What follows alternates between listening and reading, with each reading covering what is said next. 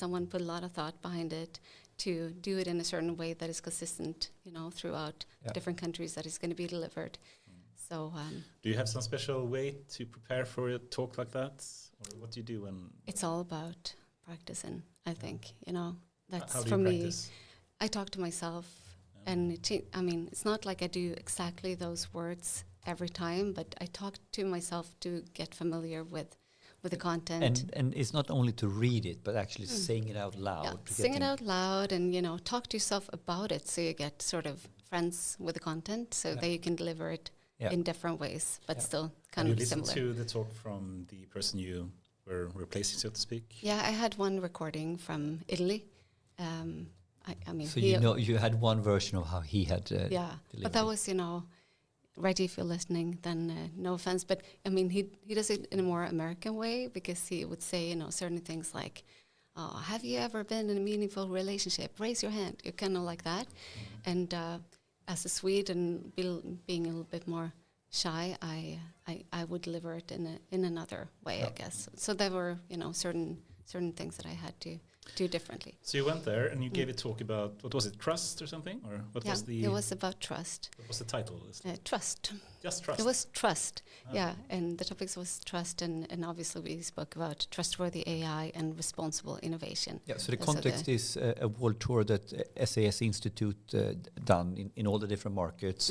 We had some core executives from SAS meeting C-suite customers across the world, and more or less driving like 4 or 5 different presentations and speeches, where one of them was like trust and ethics and fairness in exactly AI. Yeah, and it was in Saudi Arabia as well, as a female going up on stage, speaking a lot in front of a lot of C-level people then as well. A lot of C-level people that are also dressed very similarly, which was also a challenge for me when keeping track of who I had spoken to before and who I had already said hi to. What did you think about your own clothes code or dress code that you had to do, given? Yeah, I was prepared to cover my hair and so on, to be respectful, because that's how they dress there. But I was told already by my driver that I didn't have to, and there's definitely a change going on in the country. So you had some idea about how it was going to go about, but you were positively surprised? I was definitely positively surprised. It was so much better. Although I was all the time the only woman, basically, I didn't feel, weird or anything. I had to cover myself because, that's one thing that you need to do. You need to cover all the skin, and you need to have long arms, although it was almost 50 degrees warm.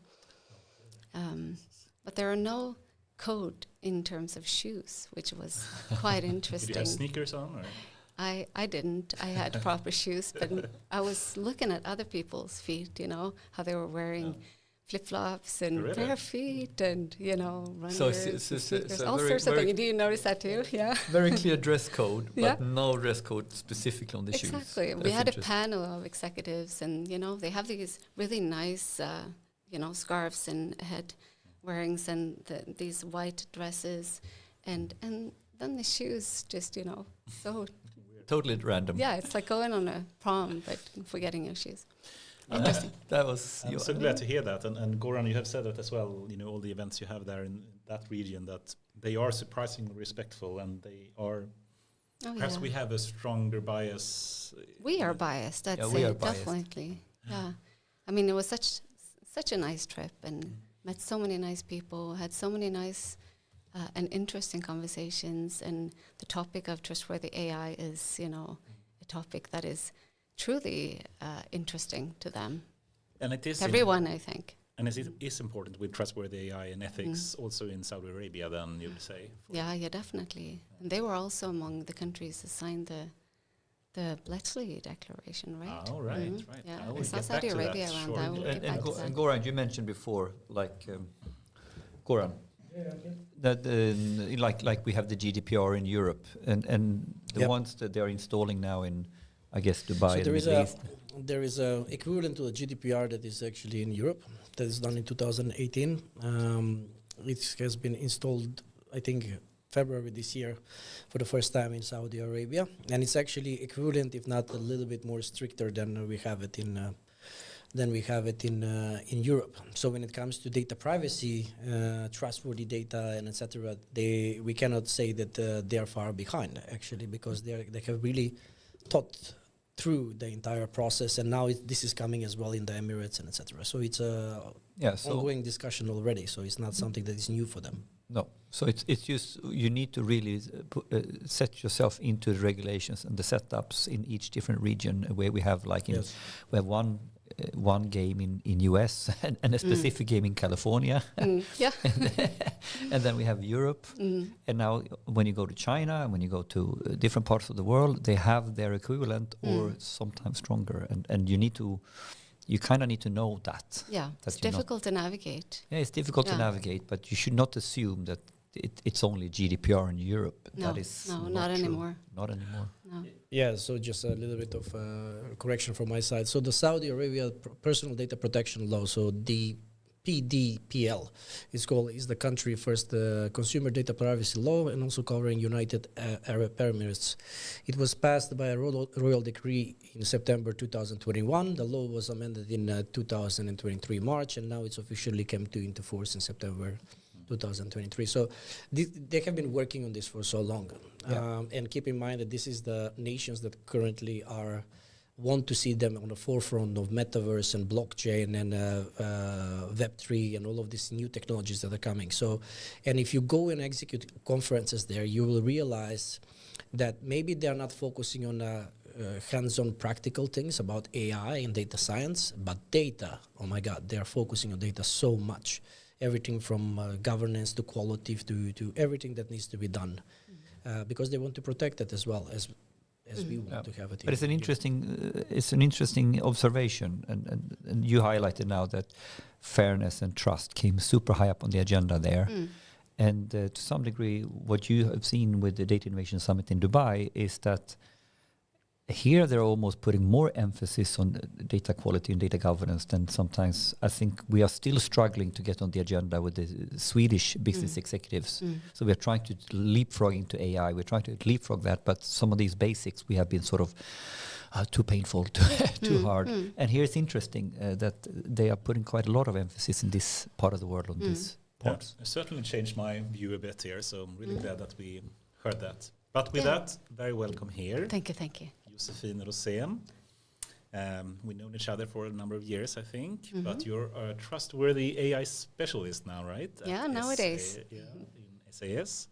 You also PhD in, what was it, computational chemistry or something? Or? Yeah, exactly. Yeah. It's a topic called chemometrics. I usually say predictive chemistry because usually no one really knows what chemometrics is, but it's a topic that is on the intersection between mathematics, statistics, and chemistry. Interesting. Also a winner, a DARE Award winner of the Nordic AI Ethics Professional of the Year. The first year. The best year. We concluded that was the most important win, right? Yes. And an awesome public speaker and so many more things. So we're very glad to have you here. Thank you. I'm happy to be here. But after hundreds of episodes. Yes. Too late perhaps, but better late than never. Yeah. Who Absolutely. is Josefin Rosén? How would you describe yourself?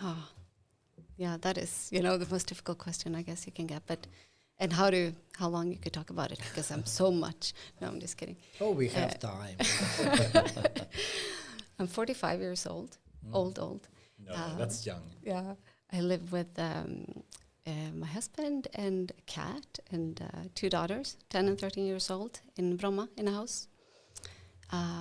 We start with some personal things at least. I enjoy running a lot, and I think that's my... just running. Yeah, no, I actually had a plan to run marathons back in the days, but that was... for joy at home. Yeah. Now I've taken off my watch and I just run. Yeah, so no gadgets to measure. No, not even data collection anymore. I used to, but it got too stressful. So now I use it as my sort of creative time. I go out and run, and I think most of the introductions and most of the structure of my presentations and articles are being, done while I'm running. That's where I'm. Meditation. Almost. Yeah, sort of. That's trail running or road running. Both. both. Yeah. So that's what I like to do. Apart from what I also do, but that's when I leave AI and work out of my head, is when I go to the stable. So I ride horses, and my husband. I have that as well. Yeah, you do too. Yeah, I did. Yeah. So wonderful. My husband does, and my daughters do too. So all of us do. So we tend to spend a lot of time there. We don't have any horses of our own, but it seems like we're there every night. But this is an interesting. We can debunk that myth. Do you need to own a horse to be part of that? You don't. I would love to, but I mean, there are different opinions in the family. But it's a lot of work in a different way as well. Yeah, it is a lot of work in a way. So you can't just go there and ride. So how does that work when you don't own a horse, but you can help out and you can pay a fee, I guess, or how does it work? Yeah, I mean, we take classes. Yeah. And that includes, taking care of the horse before and after and helping out in the stable. And we have several classes each a week, right? So, yeah. I remember when I and my sister were getting horses when we were young. And you had a horse, we had some. This is one of those things, what didn't I know about my friend? Exactly. I had a horse. Me and my sister, we promised, we will go out and clean the stables and do the, clean up the mud and everything every day and blah, blah. And we did that for like 2 months. And then, of course, the parents had to take over. And, it's a lot of work. I forget what a country boy you are originally. Was that a pony or? We had one Anglo-Arab. I'm not sure what the proper English name is. It's a full-blood kind of thing. And we also had like Norrlandsfjording. I have no idea what that is. A strong one, yeah. And this is... this is in the now I'm interrogating you, but it's Kalmar, right? It's in Kalmar, okay. So you're from Småland? Yes, I'm from Småland. My dad is from Blomstermåla. Do you know what that is? Of course, I know it very well. It's very small. Yes. Actually, pratar egentligen så här med riktigt det var som tusan. Very good. I love how you switch into the accent. Oh, great. Awesome. Okay, so you great. like horses as well? I like horses, yeah. How do you come into your field of expertise, the PhD and later into AI? So, I'm actually, which is probably a little bit surprising if you don't know it, I'm a pharmacist by training originally. So I studied pharmacy program for 5 years in Uppsala. It's a long education as well, too. It's a long one, and you get a license to practice, and I did so for, at a hospital in Jönköping, where I'm from originally, as a clinical pharmacist, before I went back to university to do my PhD in chemometrics. And what I did there was I should probably first say that chemometrics, I said statistics and chemistry and mathematics, and that can seem like, a path sort of that would be a little bit odd for a pharmacist, but it was medicinal chemistry. That was the chemistry portions that was sort of related to what I did. And I built a GPS, like a global positioning system for chemical space navigation. I didn't get that. GPS for chemical space navigation. Yeah. What do you mean? So basically, you know how a GPS works, and this was meant to be used for drug discovery. So I used as references, you have like satellites and planets and stars and so on. I used molecular structures with known biological activities. So what we do is to calculate a large number of descriptors from the molecular structures. You can do that from like a vector representation, and then position them in a multidimensional space using machine learning, and this was principal component analysis back in the days. And then based on something called the similarity principle, that is, that molecules that are similar to each other structurally usually have similar biological activity. So then, depending on where they end up in the space, that tells something about that certain region of the positioning system. And then you can use that to calculate the same descriptors for new compounds, and then depending on where they end up in this space, you can say something about their activity. You must be an expert in DeepMind's AlphaFold system, right? No.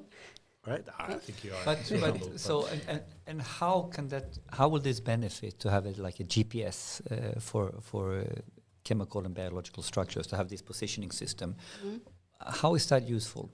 I mean, it's sort of like an initial screening. If you have a bunch of, you say that you're looking for, a compound with a new compound with a certain biological activity, you can calculate the descriptors for all of those compounds you have available, and then you can position them in the space and then make smart selections of what to test in an actual test, like in a biological test. So you can reduce down the by start positioning them. This new compound, it will kind of end up in the left-right deep corner. Yeah. So then these tests or these validations will be more. So you could sort of zoom in faster. This is highly more likely that you will get a positive, hit or whatever. So that it's actually still used quite frequently. We turned it into a web tool. It's called ChemGPS NP Web or something like that. So this becomes almost like a product that you from your PhD. It actually lives still on. I don't think anyone used my PhD product. So no, but it's quite interesting. Successful. I think the papers have been cited more than 1,000 times, and that's the thing that we say on the website, that if you use the tool, then you have to cite this article. And I can see still, even from this year, I can see scientific papers that are referencing the paper and using the tool. So that's what it was. So then you left the academic world. Then I left the academic world, and I went to a software company called Umetrics, and I helped European companies with mainly in the process industry and life science with multivariate data analysis and design of experiments. Before I went to SAS, I've been there for 11 and a half years. That's a long time. That's a long time. What was your first job in SAS? We are talking about SAS Institute, the software. Exactly. For those that are not familiar with SAS Institute, it is a global software company. It's one of the oldest and largest companies in that AI and analytics space, 50 years. Yes. So my first role it's always been sort of an advisory related to AI and analytics, cross-industry and cross-country, Nordics usually for a while, EMEA, and now it's a global role. So my first role was as a pre-sale, we called it back then, and I was then working mainly in healthcare sector in Sweden. So a customer wanted to solve a problem, that analytic style problem, and they were thinking maybe SAS Institute has the right technology to support us, and you had the brains and the know-how analytics, so you could dig into the real problem, so to speak, and then translate it into, how would our tools help solve Exactly. this? Understand the customer, and then, create awareness of what they could do, and then help them get there, basically. And then we started call it instead customer advisory, because it's not just pre-sales. You usually follow the customer also after they bought something. And then for the last years, I've been head of AI in the Nordics before I then switched into my new role that I'm super excited about. Describe. What does it mean to be a trustworthy AI specialist? Yeah, so it is... First of all, it means that I'm transferring from the sales organization into the R&D instead. And it is a global role. It is a quite small team that are working with AI for Good projects, and also guiding all efforts internally and externally that the company has related to trustworthy AI. So basically making sure that our guiding principles are reflected in everything we do and in the platform. Yeah, do you have a definition of what is really trustworthy AI? Yeah, I mean, the simple definition would be, AI that you can trust, right? Yes. AI that is safe and fair and ethical, and that doesn't do any harm to anyone or anything. And I mean, it's so different what is trustworthy, like we spoke about earlier, in different regions and in between different use cases and contexts and cultures and so on. So I think, an important start is to think of what is right and what is fair for us. What are our values and what are our principles that we want to reflect? So something about what is right and wrong, and something about, what is fair or not. Yeah, and what is good enough for this use case and those kind of things. For SAS, we have 6 guiding principles that for trustworthy AI. See if I remember them now. Put you on the spot here. Human centricity, it's transparency, it is accountability, privacy and security, inclusivity, and robustness. So 6 nice principles that you can, of course, do long clinics on each of them. Yeah, exactly. If you really want to dig into layer by layer by layer, what that means. Yeah, so we use those, we make sure that they're reflected in everything we do and the employees, and of course, mainly also in our platform. It's an AI platform that we call VIA. So how can you make use of them, or how do you make use of them in SAS?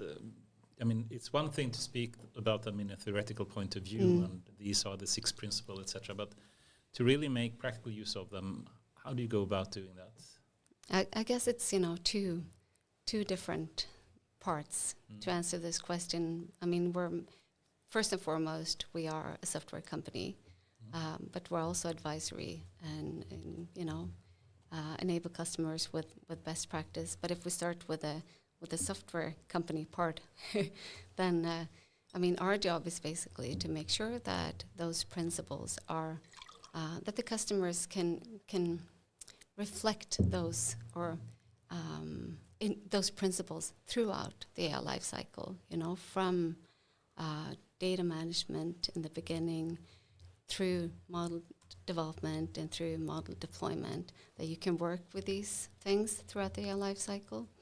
So that would be, in the data management part, it would be, looking at data quality and representation, data lineage and data privacy, being able to suppress certain values and mask certain values and so on. And coming over to model development, it would be about being able to interpret advanced models, so the transparency things come in. Explainability. Exactly. And inclusivity, for instance, would be, making sure that you have representative data, but also being able to detect bias and mitigate bias if you have that. But and how much of this, when you work on this on practical level, would you say you can build certain things into the system, but it's also about developing the right practices? Like, so if you talk about elite data engineering or elite machine learning, within that practice, it's not only to be a very good coder, but how to be a good ethical coder, or how to be able to understand the tricky points here. And what is practice and what is tool? I think it's both. I think you definitely have to have both. We're talking about a comprehensive approach to trustworthy AI, that it takes not only technology but also people and processes, right? And we do have to support the principles, those 6 principles. We have sort of a governance model that we call the quad. Quad. Yeah. So as you can guess, it has 4 pillars, and it is now I need to remember those 2, but those are oversight, controls, culture, and platform. So there are different, aspects, and those 4 are reflecting people, process, and technology, right? So, with those as a guide, we can also guide customers on best practice, and reflecting, these principles through that. So oversight would, for instance, be, to recommend customers that they have some kind of oversight committee that are looking into ethical dilemmas.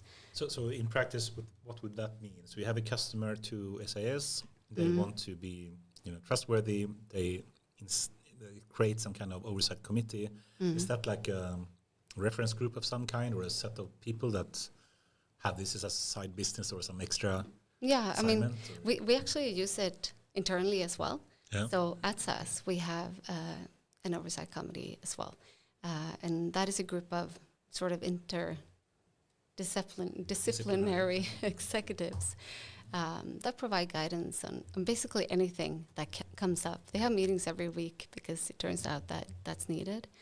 And that can be anything, from procurement, what kind of technology we are going to procure, and how we, end up selling, and whether we should sell certain things and certain projects and certain services on the market. So something from the procurement department or the group that they have, or the team that work with that, they can go to this oversight committee and basically present their case, and or how does it work?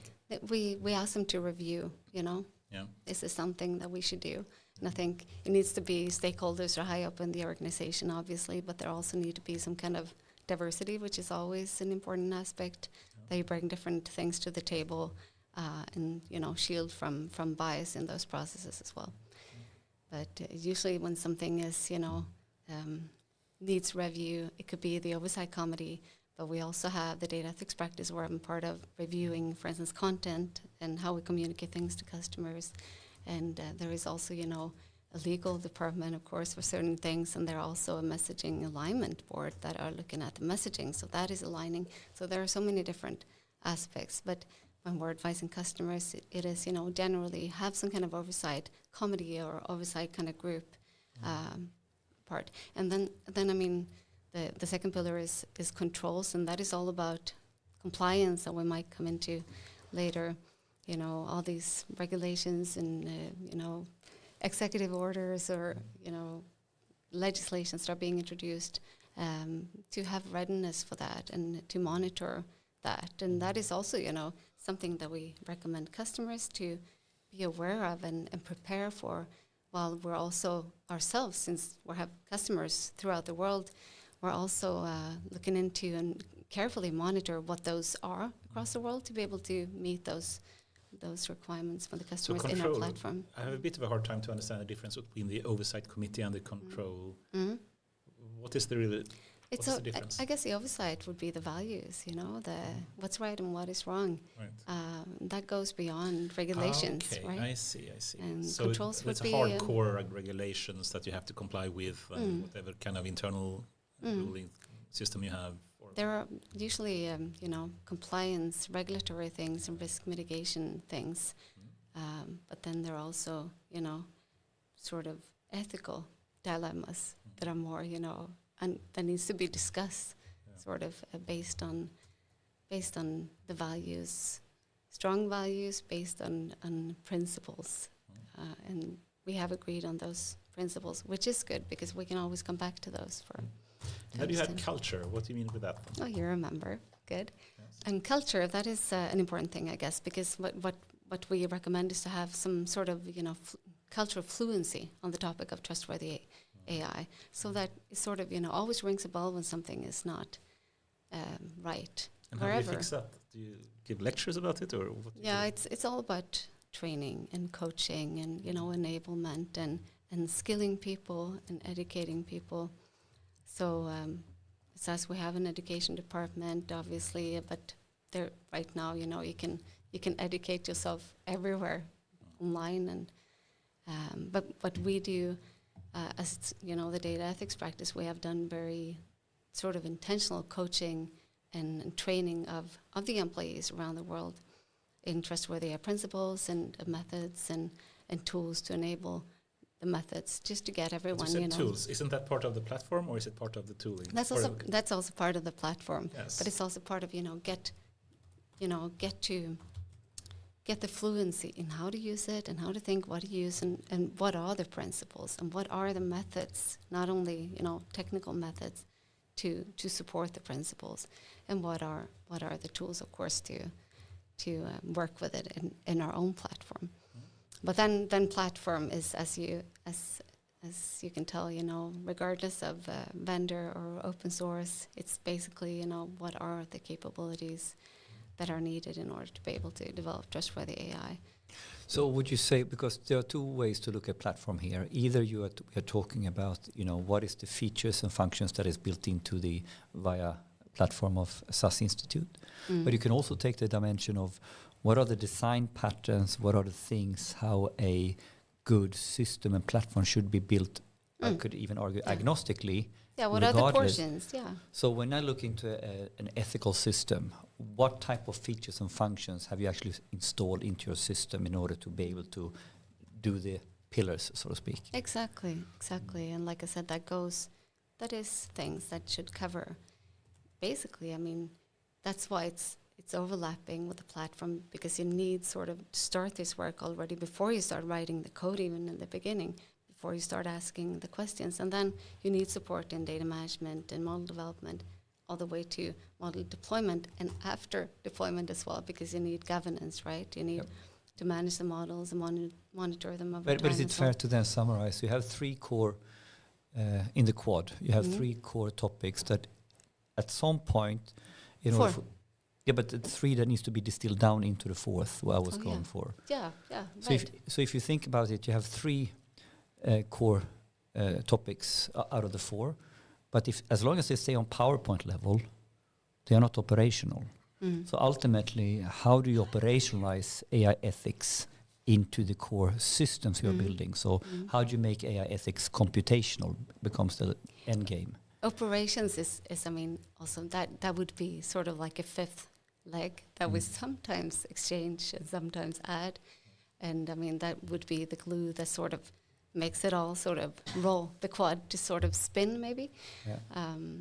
But it's interesting it's to part of how to get yeah. out of the PowerPoint. We have the policy now, and it's great, and it's in the shelf of this guideline that we have on the 9th floor. But how do I get them down to the first floor where the coders sit and where the actual systems are built? And that is a challenge. That is a challenge. It is a challenge, and that's all about that fluency, right?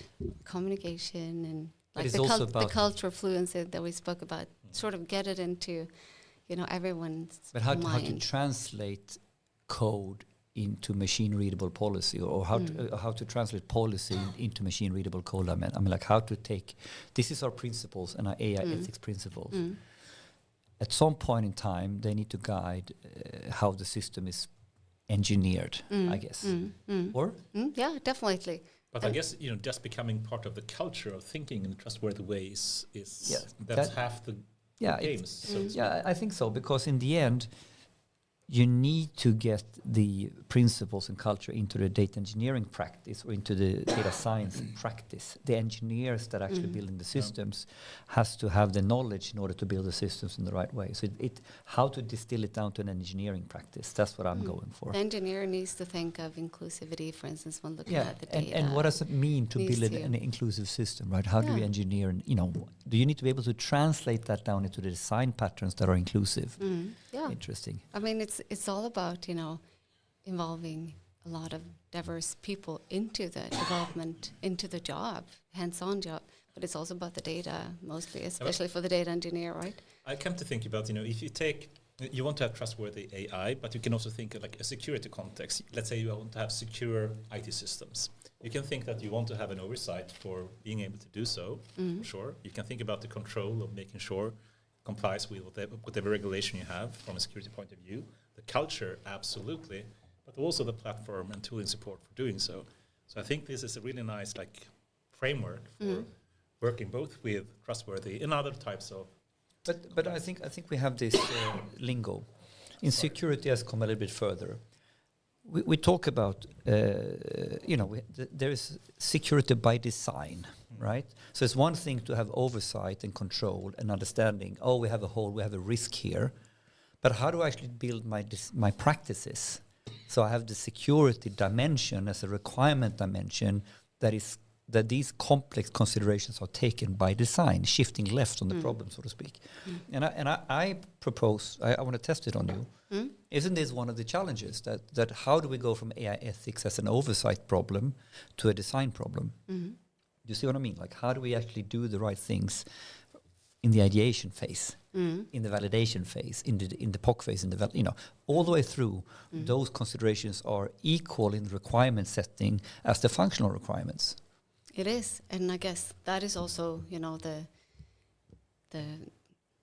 the role of the data ethics practice to make sure that it is reflected throughout. I guess the culture is one way to shift it left, so to speak. Don't you think? Yeah, but I agree. But what I found, I think this is the hardest part. So you can have a data governance culture or a data ethics culture, blah, blah, blah. And we all agree upon it on PowerPoint level, and we all go to the training where we talk about the values. But no one, how many is stressing this? Okay, now I want to understand how you got that principle and value. How is this reflected in your coding patterns or in your coding practices? And for me, that is quite hard, right? So culturally, you understand, and but to even think about how do I get my 20 or 200 engineers to code in a different way or bring that into the coding cycle, I think that is really difficult. Trustworthy by design in some way. Yeah. Yes. That's where you need, I guess, the orchestration and the platform surrounding, making sure that those coders that are writing something that I wouldn't understand, that would be interpretable on another level, and that it's possible to monitor, that it's possible to, follow up over time, and, really thinking of these principles one at a time. Is it inclusive? Well, what kind of data do we have? Does it reflect only white middle-aged men, or does it reflect also, some female or some other ages, whatever? Does it represent those that I'm intending to see as users? Is it transparent? Is it accountable? Do we look at what kind of bias we could have had here, and if we have, do we take care of it? Is it, and so on and so on. Just really question each step of the AI life cycle from the principles, and making sure that we have the transparency, we have the inclusivity, we have the robustness. But I have a really good anecdote, an example on exactly this, where I think where it's really difficult can show up. So what you said I agree with. Throughout the whole life cycle, we need to then be able to translate that into, to think about that even down on the engineering level. But I take a very concrete example, data governance topic. And we realize, we're going to share data, so we need to have very strong metadata management, okay? So we have now agreed upon we need to have metadata describing our different data sets in order to combine it up, in order to build ESG KPIs in this particular case. Very interesting, because we have very different operational data that needs to be combined. Now, the end game here that we are talking about, what we are going for is basically, we now need to set a standard how we can do machine-readable metadata management. So basically, in the end, you have the policy all the way down to a very hardcore coding standard, how we do metadata management as part of the code snippets that follows everything around. So so we're down to the coding principles of what we are calling things in code, right? Now all of a sudden we have taken metadata into something that is machine readable, and now we can populate the data catalog with it, or the engineers can properly use it, right? So what I'm saying is, we go from a very, very high level on AI ethics into how will this be reflected in the code, which I think is what we want to have to really have a proper ethics or proper governance. But this last step, I think, I find very, very difficult. It is difficult, but I would say that we could help with that. But do you think it's a fair analogy? Is it a fair definitely, and that's what it's all about. It is what it's all about. Yeah. How is in the end ethics reflected in the code? Yeah, how is it reflected? And whatever principles you decide on, how are they reflected throughout this? And what capabilities do we have that really, take care of those things? Yeah. Could we just try to exemplify perhaps how some customers potentially from SAS are implementing Trustworthy AI? Can you think of something from some kind of industrial sector or some customer, and give some kind of concrete example, if you could? Yeah, first of all, it is a global company, right? So it's across the world, and it is cross industry, in all kinds of industries. Our customers basically do everything and anything with AI. So there's basically nothing that they don't do with AI, and especially since the history is long, right? So there is, to be general first before mentioning a specific one, would be, to help, banks, for instance, do fair credit scoring. That is classic. Yeah, like transparent and fair and bias tested, bias mitigated, and monitored and managed and taken care of all the way. So what is the example here that you're going in and helping them review it, audit it, in terms of is do you have any bias gaps in this, or is it designing from the beginning, or both? It's very different, because we do have both a consultancy leg, SAS, and we do have an advisory leg and sales leg, right? So it depends what the customer wants. We also have a partner network. So it could be here that we're just enabling them with education, because there is also an education department that is part of the consultant part. It could be that we're just training them on how to do these things on their own. It could be that they're just having our platform and doing it themselves, but we enable them through the capabilities through the platform. And it could also be that we're involving our partners or our own consultants to actually do the work for them, or with them, or together with them, or as supervisors for them. So that could be very different. And we're doing. So the engagement model and the examples of how you there are many different examples of how to engage on this topic. Definitely, and it could be on an advisory level, but it could also be on a more hands-on and doing it for them. There is all these as a service offers nowadays too, right? So it can be basically anything the customer would like to. But do you have a top of mind an example that you could sort of we're now okay, that's the broadest spectrum. Let's take one example. Yeah. So one example that I know that I could talk about because that's also the thing, right? Yeah. With companies is a recent example, just very recent, with Erasmus Medical Center in healthcare. That's usually where we have also sensitive cases, right? One example of what we did there that was very much related to Trustworthy AI was to help them build. They had, like everyone, a lack of resources, and it needed to be more efficient. So we were developing a model that could, help making decisions or decide for the doctors whether it would be safe or not to send home a patient after a major oncology surgery. That was like the first pilot, and now they're doing that for more kinds of decision. But this was the initial model. And when you do take such a decision, you're working with vulnerable patients, with serious disorders, and you're doing this on the bedside for the patient. So it needs to be trustworthy, and needs to be safe, and the doctor needs to definitely be able to trust that it is safe, that he can leave this to the AI instead.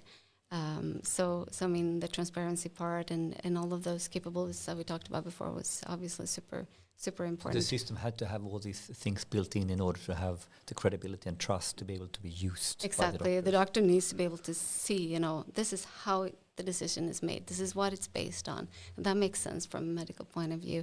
And it becomes accurate. It's not only about fair, it's also, it actually needs to be accurate, right? Yeah, so in this particular example, it's not enough to spit out the answer or recommendation. The actual doctor needs to have a GUI to understand what happened now. Yeah, traceability and all this transparency. So the all system of those needed things. to be built so the doctor could assess how was this decision made. Yeah. It goes faster and all that, but you can't make a black box out of this, of course. Exactly. You can never have a black box. You need to have transparency, and it's super important for trust, right? And they could, then of course have lower readmission rates. That was the whole purpose, that you could send home those that could actually be sent home and keep those and needed to stay at the hospital. And you get lower readmission rates, and you also get to free up hospital beds for those that needed hospital beds, and you free up the doctor's time, which was something that they were struggling with. So how do you work with Trustworthy AI when it comes to larger deep learning based models that some people call black boxes, but others say you can actually have explainable AI from them as well? Yeah. What do you think about this? We have in SAS we have built in a number of interpretability tools, right? Cool. So and those even are for deep learning models. Even for deep learning models, and those are of different kind. Different applications require different depth of understanding, right? And that is everything from partial dependence, where you just sort of see what happens if you change one variable in a certain direction, what happens in general to the output. That could be ICE, which is the next level, where you do the same thing for one variable at a time, but for one prediction at a time. And then you have LIME, which would be like going into, building sort of a regression model inside the model and looking at also one specific prediction at a time and getting coefficients. And then you can, interpret the output. You're modeling the prediction as an output. So that's what you're looking at. How was a prediction made? And then that it is a prediction that enables a decision in the end. But you're looking at the prediction here. So you get the coefficients. And the most, I guess, computational heavy one that we have in SAS is Shapley values, that comes from the world of gaming. And basically why it's so heavy is, I guess, because, it's it takes all the variables into account at one time. So it looks at how much each player, which then would be a variable, would contribute to the win, which is the actual prediction. And you get all the both direction and how big contribution it is, and they all add up to the actual predicted value. So then you can definitely say something about it. And that is also for deep learning models. I'm so glad you say that, because explainability in deep learning is something that I specialized in back in the day as well. And you can understand a lot from even deep learning models. And Lime, as you say, is certainly one thing, and Shapley value is another. You have this kind of saliency maps you can actually put out there, and integrated gradients, and there are so many different techniques that actually makes models make sense, and they can explain themselves. And I remember there was this big language model called T5 from Google that is still one of the top ones, and they created another one called WT5. It's called YT5, and they actually trained the model while producing an accurate output to also predict an explanation. So they both generated a response with the proper answer, but also with an explanation on the side. That you could actually have a model explaining itself, and that actually made sense, was really cool to me. Yeah, it is. And I mean, this is so, also when we talk about trust, it's so important to be able to understand. And in SAS, you actually also have natural language explanations. So even kind of like that, I guess, if you even if you have a Shapley value, you can interpret the plot or the sort of diagram or whatever you would call it, there's also always a generated text that is generated based on your specific analysis, telling you what it means and how to interpret it. And my reflection on when I hear this is a little bit like, this is actually a good example of what we mean, like when you build a system that is an ethical system or a transparent system, it's a little bit like to understand that you're not, the definition of done of the system is used when it can you spit out the model.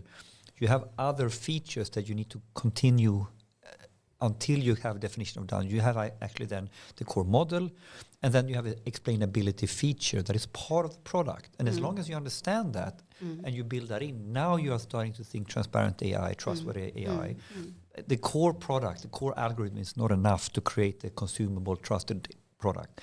And I think it's this part, if we can translate our policy down to what is the extra features that we actually need to invest in order to have an end-to-end product that is trustworthy. I think then we are getting somewhere close to where we need to be. Definitely, and you can talk to me if you want that. That's a nice one. But then, if we move, yes, and she's, you're truly a specialist in this. But then, if we have, the recent extreme advancements in AI, not the least in generative AI and all the ChatGPT kind of models of the world, and they hallucinate a lot, and they are less than trustworthy in many cases.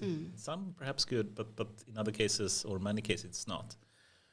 What do you think about that type of AI, the latest type of generative AI, and that problem with hallucination?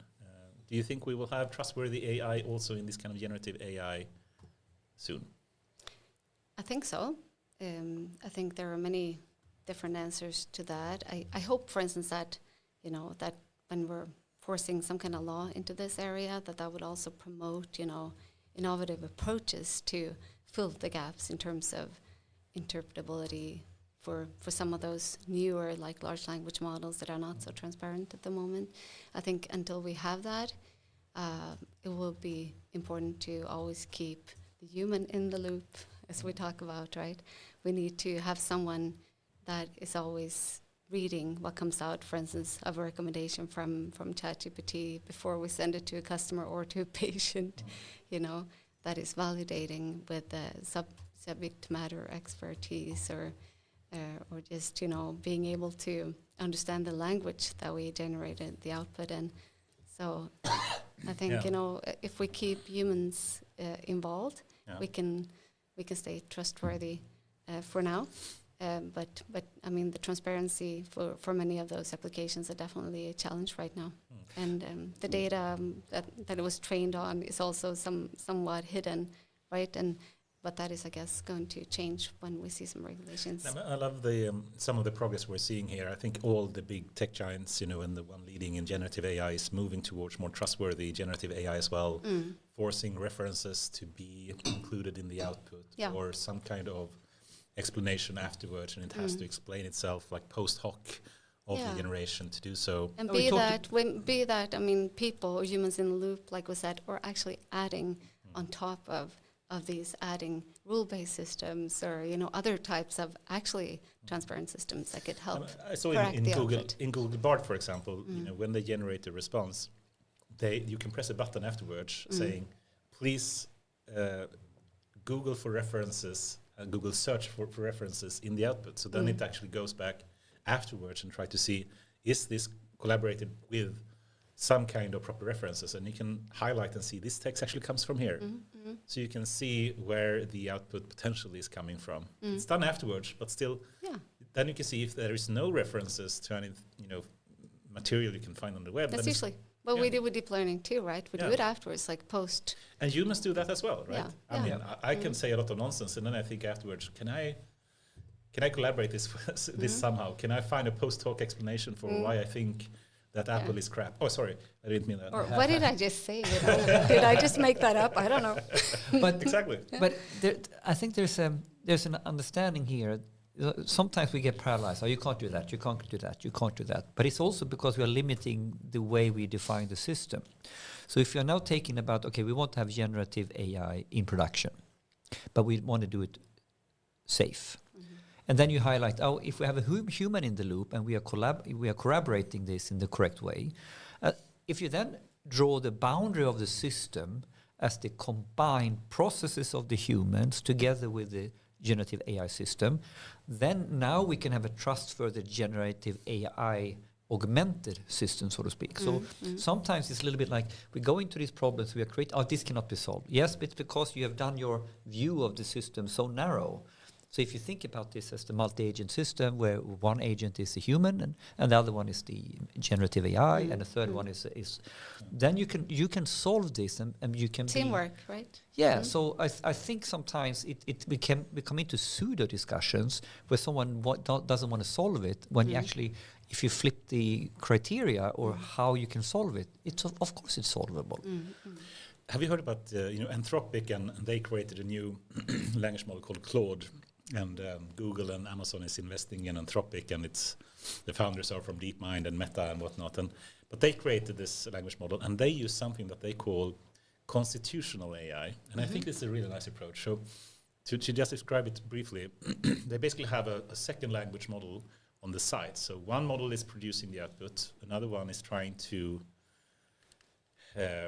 judge how proper it is in some way from a more trustworthy point of view. So what they did is that instead of trying to give like a value from trustworthy or not in 0 to 1, they instead in the beginning had like 50 constitutions written by humans, like the constitutions of United States. So they define a set of, these are the proper values that we believe in as humans, as an organization, and they write it down as text. And then they train a separate model to say, you should try to find a connection to one of these constitutions from the output that they have. And in that way, you can basically ask this kind of constitutional AI model to say, given this output, is it really following the constitutions that we have? And it can reference that. And it can say yes or no in a rather nice way. And that, I think, is a really, really nice approach. Yeah, right? Definitely. So I haven't heard of that. So you have a principal engine, you have a constitution engine that you're running on top of the output engine, so to speak. As a way to get policy, is this within the bounds of what we want? That's good. We can teach them the principles as well. Because some other people are trying to put that into the same model. So, but then the problem is if you put the policy and the constitutions into the same model that generated it makes it really hard to change the policy. So then if you want to change the policy or add some constitution, you simply do that to that model, and it will apply to everything directly. So it's a really nice approach, I think. It is. So, and Trophy, are they the only ones doing it like this? To my knowledge, yes. It's a very interesting modular approach to it. Yeah, I have to read up on that. Well, are you hopeful in the future of generative AI and trustworthy AI then? So yes, I am. I think definitely there is a future, and I think we tend to talk a lot about the risks about generative AI, and I mean there are certainly risks, but I think also it's also dangerous to refrain from using it and experiencing with it because it's such potential in it. So we just have to make sure that we're aware of the risks and how to approach it and navigate it in a trustworthy way. Perhaps AI can even help us humans to become more trustworthy with all the statements coming forward. So using constitutional AI to say, whatever statement that Trump makes or whoever, and just give a live, real-time judgment. No, but this is maybe part of the philosophical section. It's like we are putting all this effort, and we are really, when we are talking AI and ethical AI, this is really coming to the forefront. What happens if you put that beacon of light of discussing what we are doing now and then putting it back to our normal society, our normal ways of doing in politics or whatever? I wonder how many cracks in the paint you would find if you really. So I think there is a larger story here that we are now starting to get these topics to the forefront on the algorithm, but go in and have a look at any company, how they make decisions, or how transparent is it really, how biased is it really. So I it's refreshing in some ways, but I'm a little bit like scary too. You should point that flashlight to the right and see what you see. It's a lot darker over to the right than where the AI is right now. To be honest, well, Definitely. So it's easy that we now go, oh, it's so scary. But we are scary too. The monster is over there. You just put a flashlight to the right, and you will see the real monster here. Yeah, that's true. It's a good thought. I think so. Perhaps we can move a bit more into all the improvements, really big changes happening in the last couple of weeks. I think in the AI Safety Summit and the Bletchley Park Agreement and whatnot. And let's start with that. Perhaps the AI Safety Summit that happened in UK and China and US and EU came together. What do you think about that?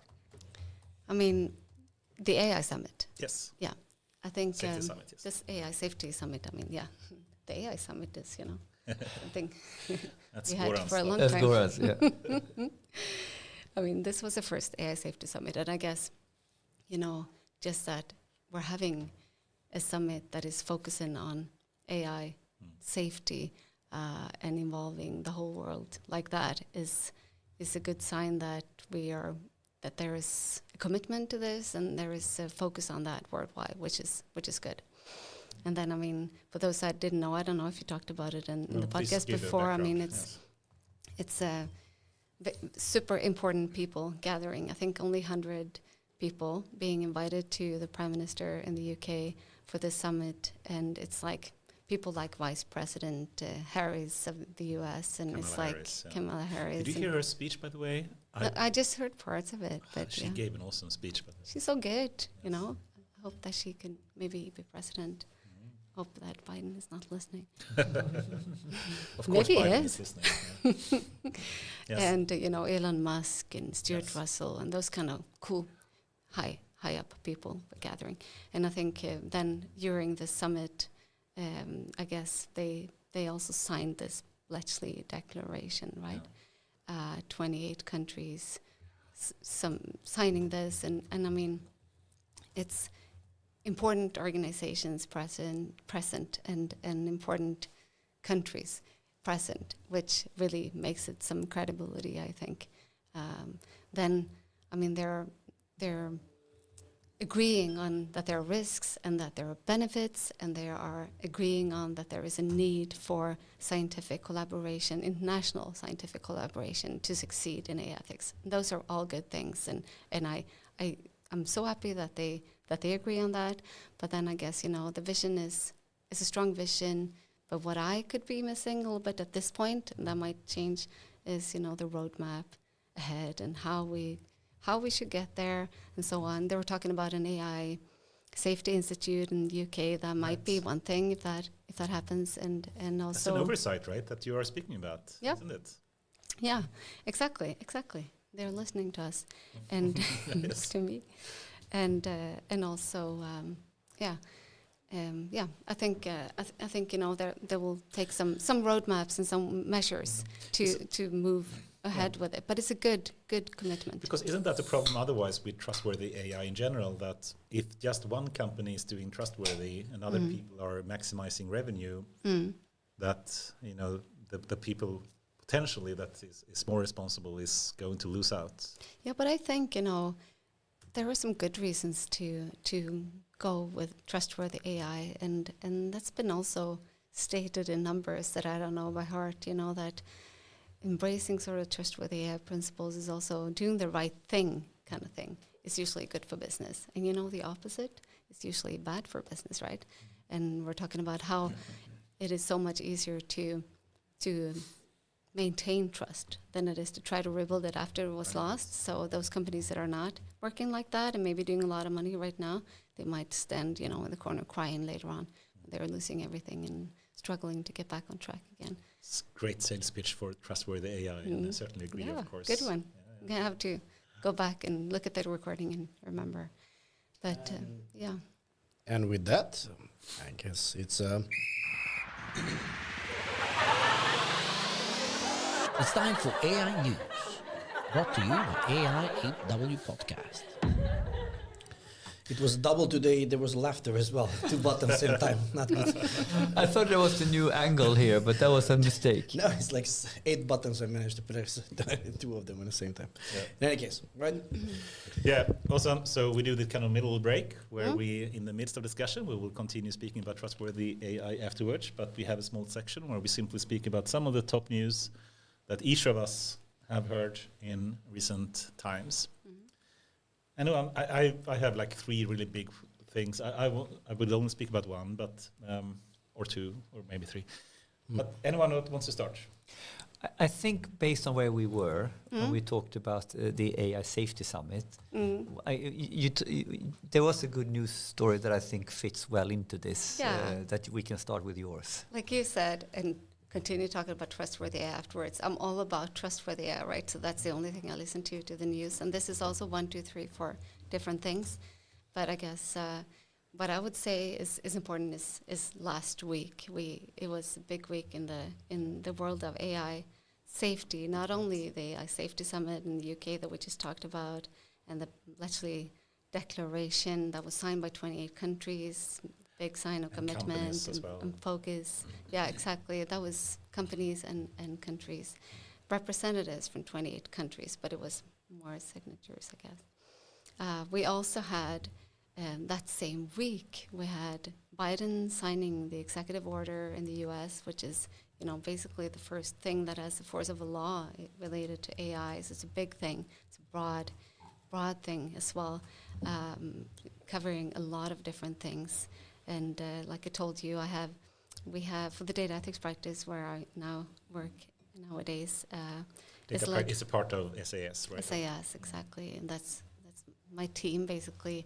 Our vice president and my manager Reggie Townsend was actually there for the signing of the executive order. Cool. So that was a big thing to me, and he was sending live updates in our Teams chat during the executive order. That was was it in the White House then? It was in the White House. And your manager basically was there, or? Yeah, he was there, like standing, right listening in front to of Biden. Really close by. We got pictures of like close-ups, and I guess he's. How cool.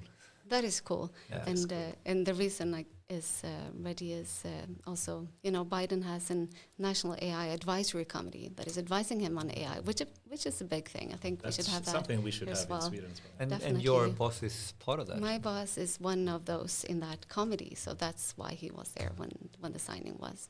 So leading up to how they have framed the executive order and what it entails with how they want to direct it to their different departmental agencies and stuff like that. So your boss has been part of. He's been part of revision that process to get. Yeah, to I don't know exactly what he's done in the process, but he's definitely has one foot in that door. Foot in the door, the lobby. Yeah, definitely. So that was the one big thing for me, I think. And then it was quite funny because it was like everything happened last week. So this was on a Monday, and the Bletchley Park signing was on Wednesday. So he sort of sneaked in before, and then on the same day, also Monday, there was. That G7 countries agreed on a voluntary code of conduct for AI, which was also a big thing because it's also a worldwide thing, right? And acknowledging that things need to be taken into account in the world of AI at this point, even though we don't have regulations in place, they are, agreeing on certain commitments. So that was a big thing as well. And I love the executive order also did the same thing, including the top tech giants. I think it was like 15 tech giants there, the Googles, the OpenAI, important organizations, all the NVIDIAs, and I think so many other of the top AI companies were there as well. And I think doing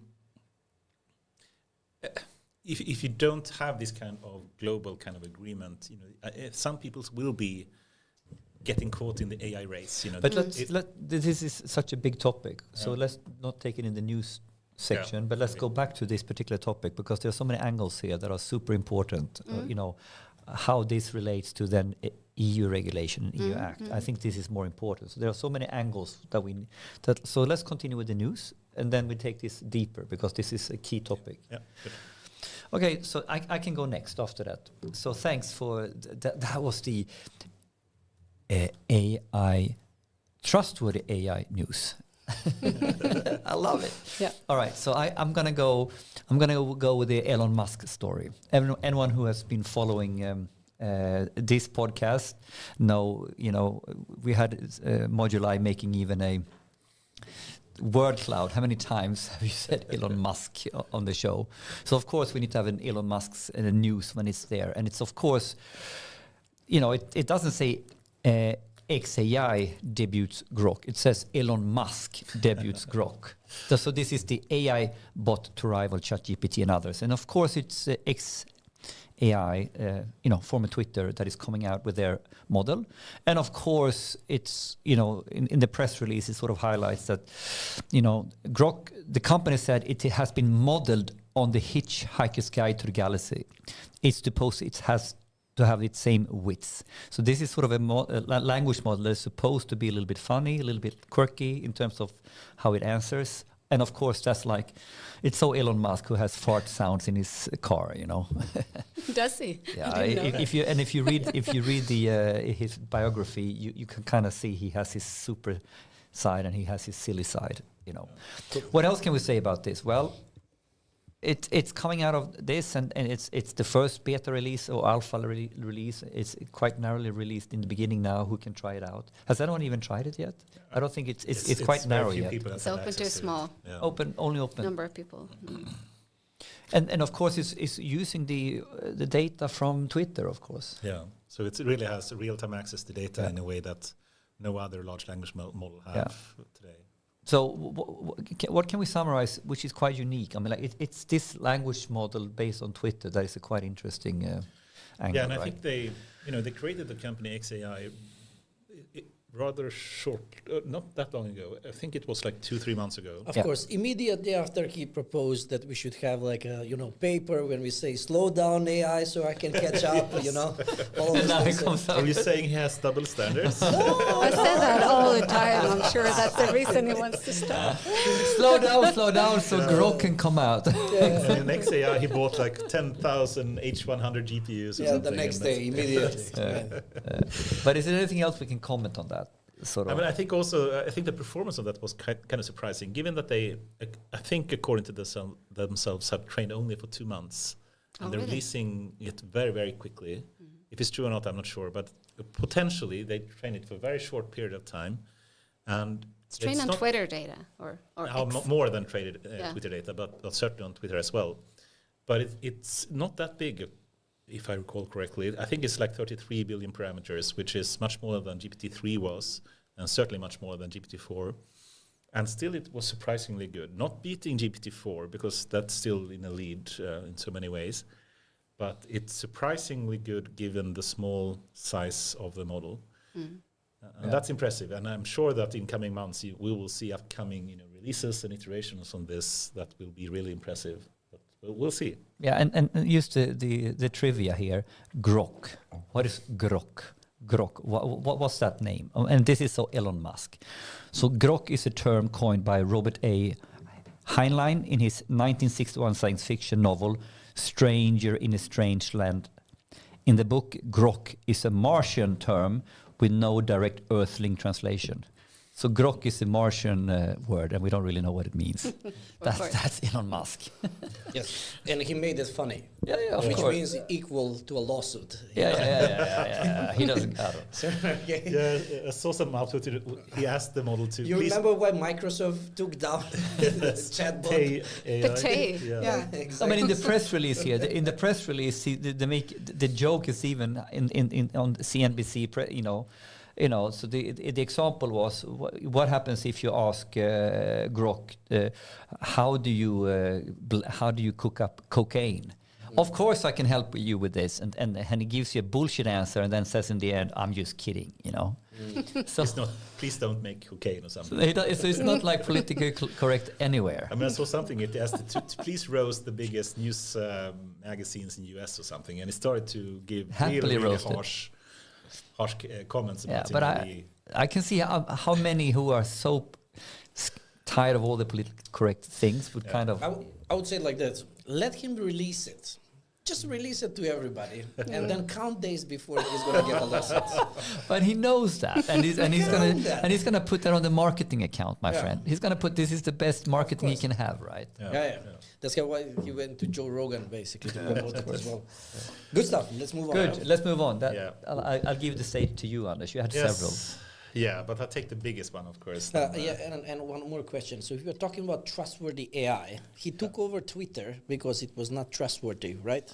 According to him, yes. Yes. According to and then you train data, an AI model on top of something that you said that it was not trustworthy? And but bias? he removed all the bots and all the bad He hateful removed all the speech. employees, and with that all the I see. Good. It's fun. Anyway, it shakes up the world a bit. Yeah, with it's Elon fun. Musk's It's world. Okay, so one other really big thing happening this week was that OpenAI had their developer conference on Monday called Dev Days or something, and they released a large number of new features. So one of the big thing was the new GPT-4 model called GPT-4 Turbo. And sorry, my throat is a bit poor. But one of the things is it's much bigger context window on this one. So instead of 8,000 tokens, it's like 128,000. So now you can put the whole book in there.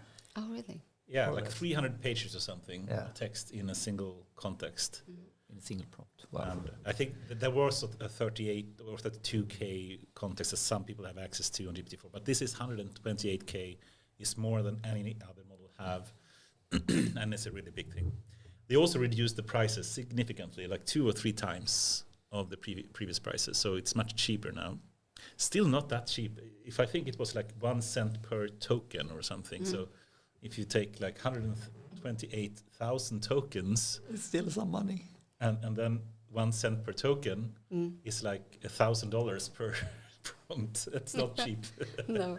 No, but now you can really have you can kind of have all the data you really need as a way to steer the chat to one particular content, in order to really steer the accuracy and quality. So it's a huge thing, of course. I'm not sure about the prices. It sounds far too expensive still to me. But still, the comparison to the traditional GPT-4 is like 2 or 3 times cheaper. But could you a little bit elaborate how big deal this is to go to 100? Like this whole token thing, that you really can put the whole thing in it. Yeah. It really opens up. I don't think that's the proper solution. Going forward a bit, I think you need to have another way to input data. But they actually do that as well. But of course, having a big context makes everything super more simple. Yeah, you can just put the last thing you spoke about in the same context, and you don't need to do anything else. And that makes things very simple. But it's not a truly scalable thing. But what they have done more, if we go to that, is even more impressive, I think. So one of the things they do is they create GPTs, basically allowed to. Yeah, that I heard. Yeah. So like custom GPT. So you can train your own GPT and publish it. So they have like a GPT builder, like a graphical interface for that. Also like an API, so you can do this from an API point of view to train your own GPT. But then you can have your own custom instruction, as you can for the GPT, and say, now you're supposed to be a podcast host and speak in that and that way. You can also upload data, so you can have like a big text file with all the things that Henrik and I have said throughout the 100 podcasts. And then, use that. It has the same style. Yes. And use the information that we specifically said, even though it wasn't fine-tuned on our output, I don't think. We can then add whatever data we want and make it use that data when generating the output. So then it can, replace me and Henrik and just output in much better way probably. No, put all your mail conversations in there and make him but it's like write like you. Yeah. So let us put it like this. McKinsey and the other guys, they have tried to start build their own language model, right? So I want to build a system that is the AI advisor. I call it, let's call it Josefin, right? Mm-hmm. And then I input all the articles that you have written, all the things that you believe on this, and then basically you can have Josefin on your shoulder now. And what is crazy is that with the GPT builder, literally I can go and build a Josefin chatbot scanning all the articles and everything that is built on whatever IP that you have, or so you could in minutes take the whole whatever you have in all your models in SAS and build that chatbot yourself with clicks. Is that a fair summary? Yes. And it's quite crazy. It is that, and then it basically means you can create your custom GPT model. And they also going to do like a GPT store, similar to the App Store. They're going to have a marketplace where customers are going to publish their own GPT assistant. And then people can buy it, and you will get a revenue share. Of course, OpenAI will keep one big part. We don't know how much. But still, you can make money from building your own GPTs. That's a big thing. What they also claim is they are not taking the full step to an autonomous agent. So they're saying this is one step towards having truly autonomous agents where they actually take action themselves, but they don't want to release it too quickly because they think potentially it can be a bit harmful. Mm-hmm. But they still want to make the market of a lot of GPTs out there so people understand what it can can do. Very generous. Mm-hmm. Yes. Very smart, because it's an app store. Apple is generous that we can have all these apps, but they're at the same time making a hell of a lot of money on it. It's the most expensive one. It takes 30% of everything that you do. Yeah. I mean, Sam Altman, he actually built the GPT on stage live. Yeah, I saw that. So he basically took a text file with all the advice that is given for startups. He worked at Y Combinator before, so he has given a lot of advice to startups. So he just put that file in there. He gave some custom instructions. He created this new model, and then he can ask questions. And any kind of startup founder can just go there. How should I hire people? What should I think of building this kind of business model? And so the startup helper, cool, built in minutes on stage. And you don't need to be a programmer to do so. No. Exactly. I have to watch that recording. That is what I was waiting for you to say, actually. Because the whole point of this is actually it's aligned with their commitment to democratize AI. And expand its practical capabilities. That is how the whole thing is actually structured, why they are actually doing this. By doing this, they're killing also thousands of companies that in March build like plugins that you can put on top of. Did they kill the plugin market? Yeah, of course. They killed the plugin market. So only a month ago, so if you wanted to basically use ChatGPT on let's say a PDF, you need to use one of the plugins, and some of them cost, some of them were free. And in order to do that, you need to upload basically the PDF, to the third-party web page, and then take the information. The ChatGPT takes the information from there. Now, this is not possible anymore. Now you can upload any type of a file in ChatGPT, and you can ask any question that you want, which is super great, super dangerous if you don't know what you're doing. So like, here's my database, let me know who is the next buyer, and then you know what is happening of that. But it's very, very interesting. And also we know a couple of companies that they had the motto, democratize AI and democratize data science. So what is going to happen with those companies? Yeah. And just I don't want to take too much time, but it was so many new features coming up there. So another part was that these kind of assistants can also call APIs then, of course, and it can do multiple function calls in a single action. And they have proper JSON output that is that's guaranteed to be proper JSON formatted. So it's very easy to integrate with whatever kind of service you have. It also has all these kind of multimodality capabilities. So it can do, of course, image input, which they can take an image and then ask questions about it. Just take a picture of a hamburger and please give me the recipe for this. I saw someone actually taking every 50 seconds, you take a screenshot of a game, like whatever kind of game you can have, and just ask ChatGPT or GPT-4 Turbo to please describe this image. And then they just had a sequence of these, and you basically had a real-time commentator for what's happening now on this real-time online game. And it works surprisingly well.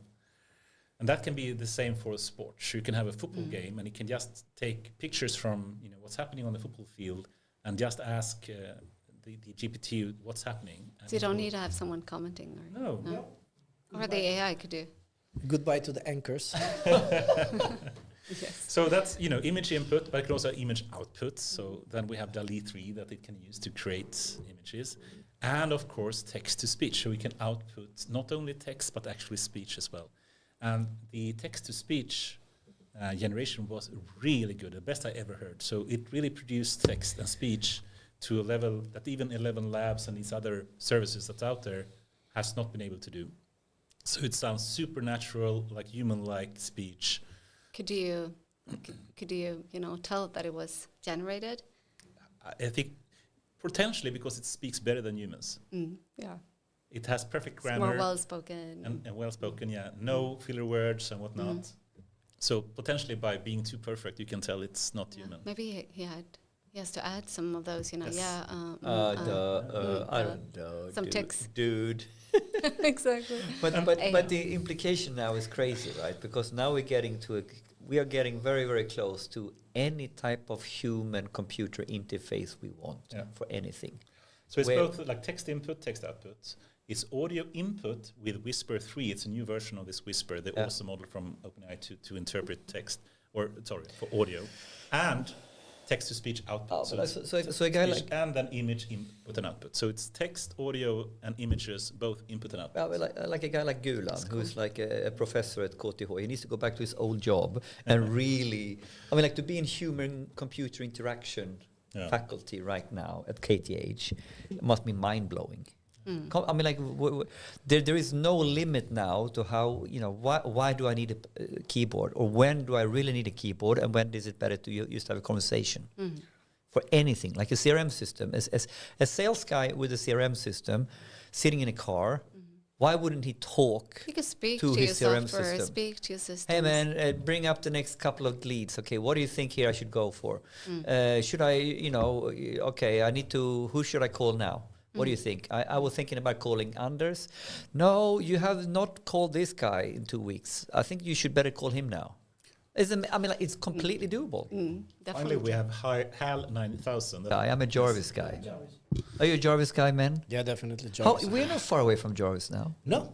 I was commenting on this away. like in May during the Data Innovation Summit, I think. No, you were making that not as a joke, but as a prediction with a and then 6 months later, someone can build these systems now. It was not hard to see because you're gonna have.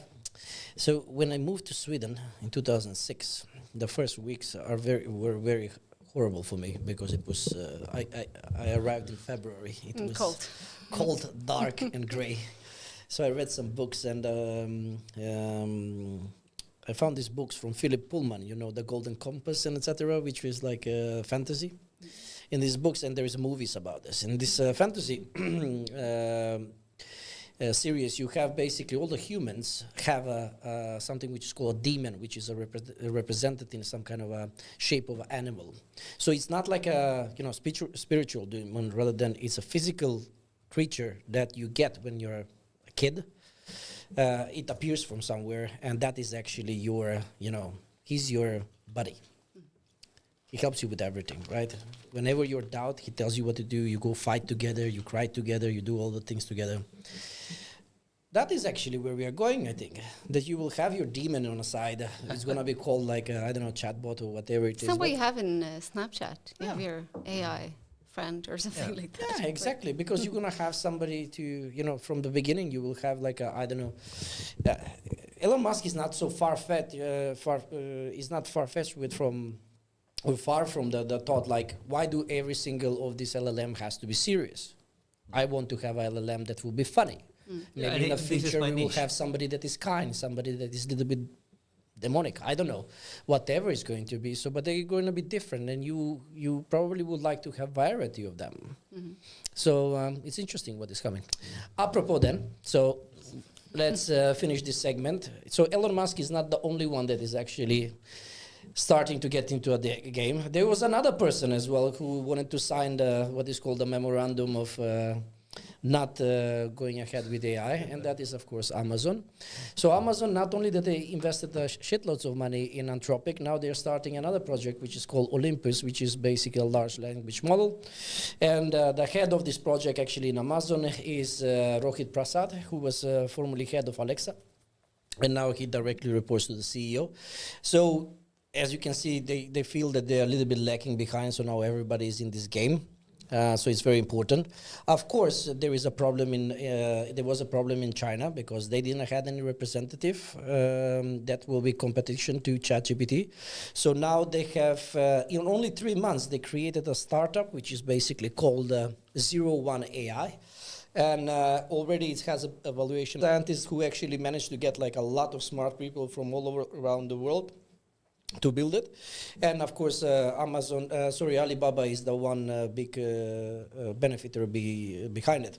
So the idea is actually to build like a large language model similar to ChatGPT, and if you look at it, it makes sense because only China is like much bigger market than everything combined, so they can always have their own version of it. And then finally, in terms of investment, IBM now is announcing another 500 million venture to fund and invest a range of AI companies with a purpose of actually to democratize or to accelerate utilization of generative AI in enterprises. So they are investing in the startup companies. It can be whatever, but it needs to be what is called focusing on generative AI. So I think that right now, I think at some point of time I was like, this is a hype, it will pass.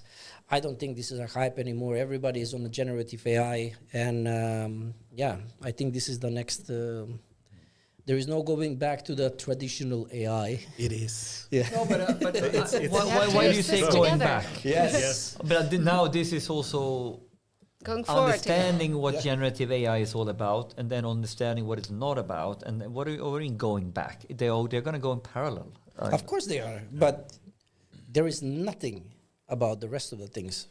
Not in news, but in practice, I think it is not replacing; it is adding to. Of course, but Anders, for the next news section, I actually ask you to bring up a news that is not generative AI oriented. That will be hard. I'll have to ask Brock about that. Oh yeah, you can do AI Act. No.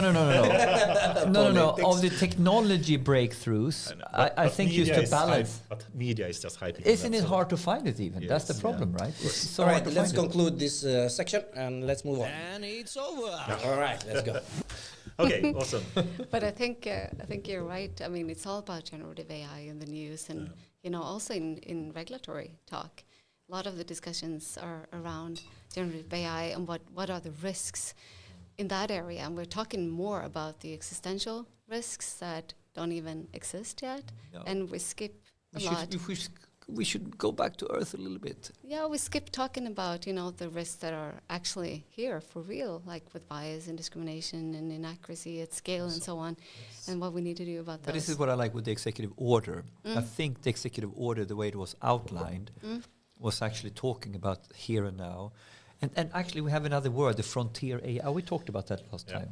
But I'm with Josefin. She said something very smart there. It was just an agreement. Where's the follow-up? GDPR was a great agreement. It was a good legislation. Tell me the last time when it was updated. Yeah. Right? Exactly. The world is not the same. No, it isn't. And it's not the same even as last week. Right. I mean, things are happening so quickly. It's like reading the Bible, right? Jesus didn't have a phone. Definitely Moses didn't have a phone. So I didn't have one when I was a kid either. So, I think it's a different world. It is good with getting an increasingly global regulation at least. Let's go here now. This is what I was going for. Yes, exactly. So for one, the Bletchley Park Declaration was a good thing because it's not just EU creating an EU AI Act. No. It actually is a number of countries throughout the world and companies doing it together.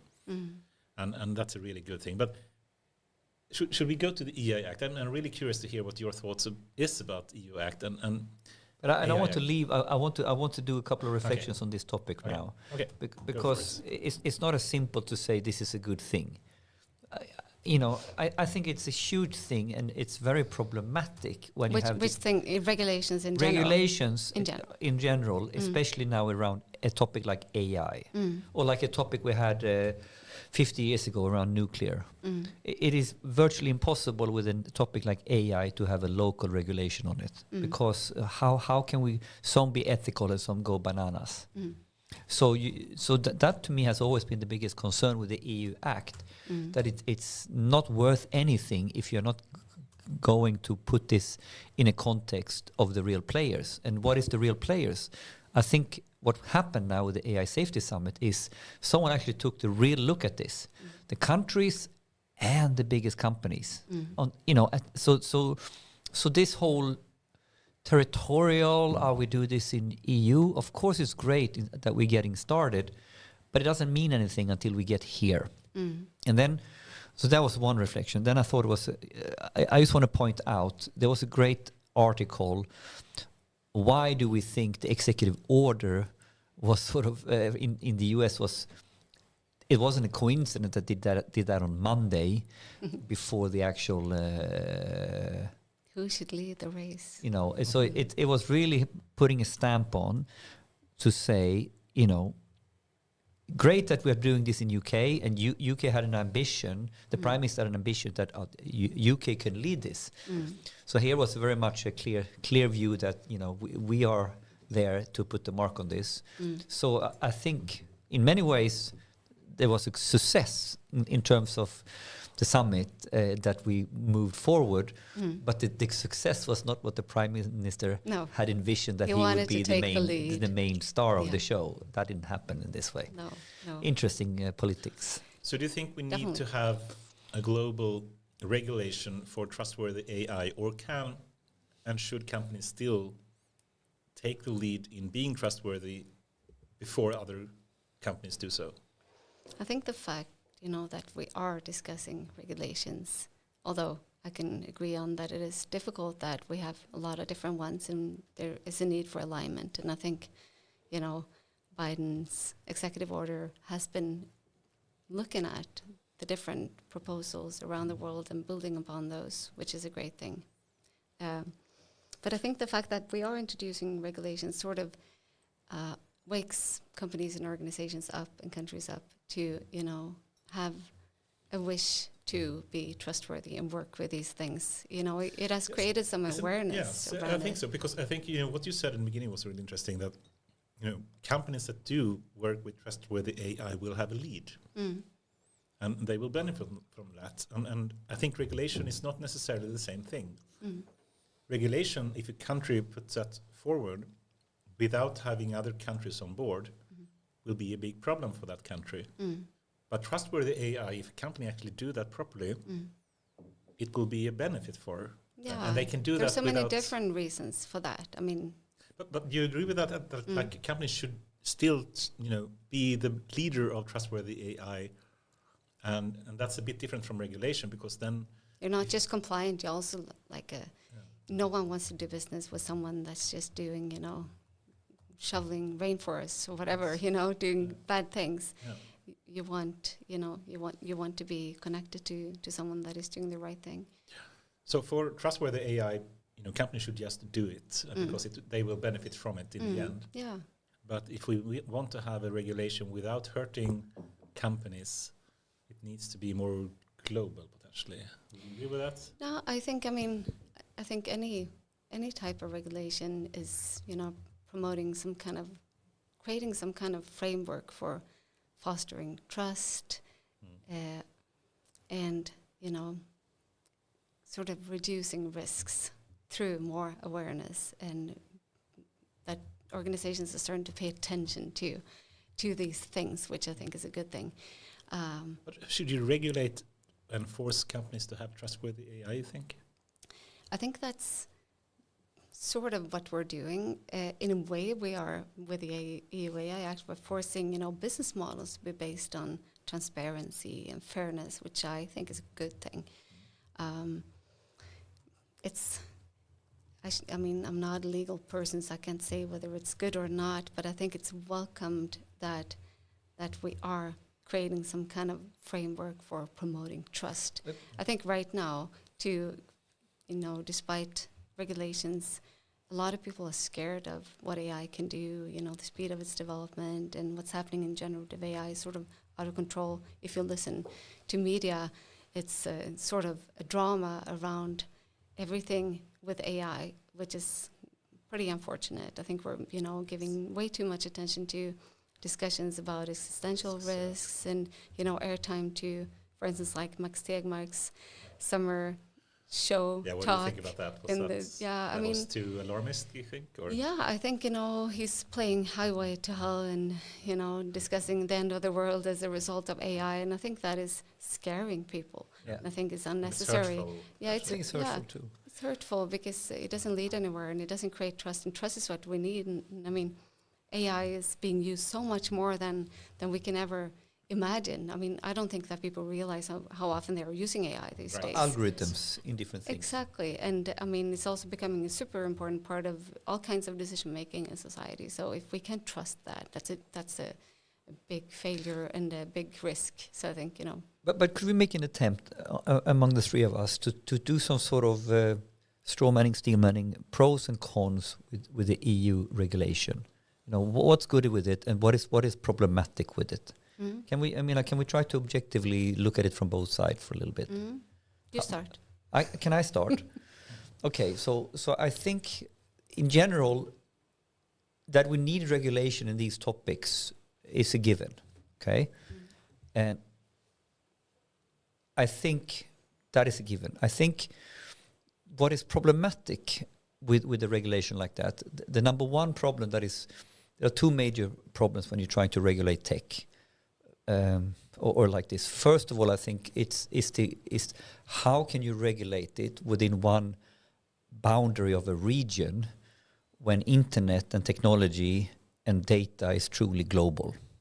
So how can you have laws and regulate this within a regional boundary that is sort of superficial based on countries when the internet and data doesn't follow that logic? It follows the logic of companies. It follows a different logic. I find that problematic, and to take it. And what it becomes problematic is it becomes, instead of us trying to basically in Europe lead the world, and we are looking at ourselves as the world giving guidance to the rest of the world. Essentially, if the rest of the world is looking to us, we are building a wall towards everyone else, and it's essentially we are fencing ourselves into our own bubble, and I think this could be easily seen when the White House goes in and comments on the EU Act line by line. Every single sentence has been commented by the White House. What is good, what is problematic, and where they basically from a US perspective highlights that this regulation is anti-small business. This regulation is anti-entrepreneurship, and this we cannot support. So basically, do whatever you want within your own prison of Europe. Okay. But that's not true. I mean. So I don't say what is true. I'm talking about different perceptions. Not what you're saying, but what he is saying, because the EU AI Act will be valid. It will, people that are trying to position products on our market would have to apply as well. So the US, will have large effect on them as well. Yeah, but in the end, I think it really means if I'm a US company, I decide it's not worth it to do business in US. Yeah. I think we are misunderstood. Yeah. I think what is the problem is that we are not understanding the consequences. What is the knock-on effect value chain of this? So it literally, there's a very concrete example. If you're a small startup and you're trying to do a cool startup around something in AI, in Silicon Valley or anywhere else, you would put Europe last on your market and say, I'm not going to touch Europe until I'm a double unicorn.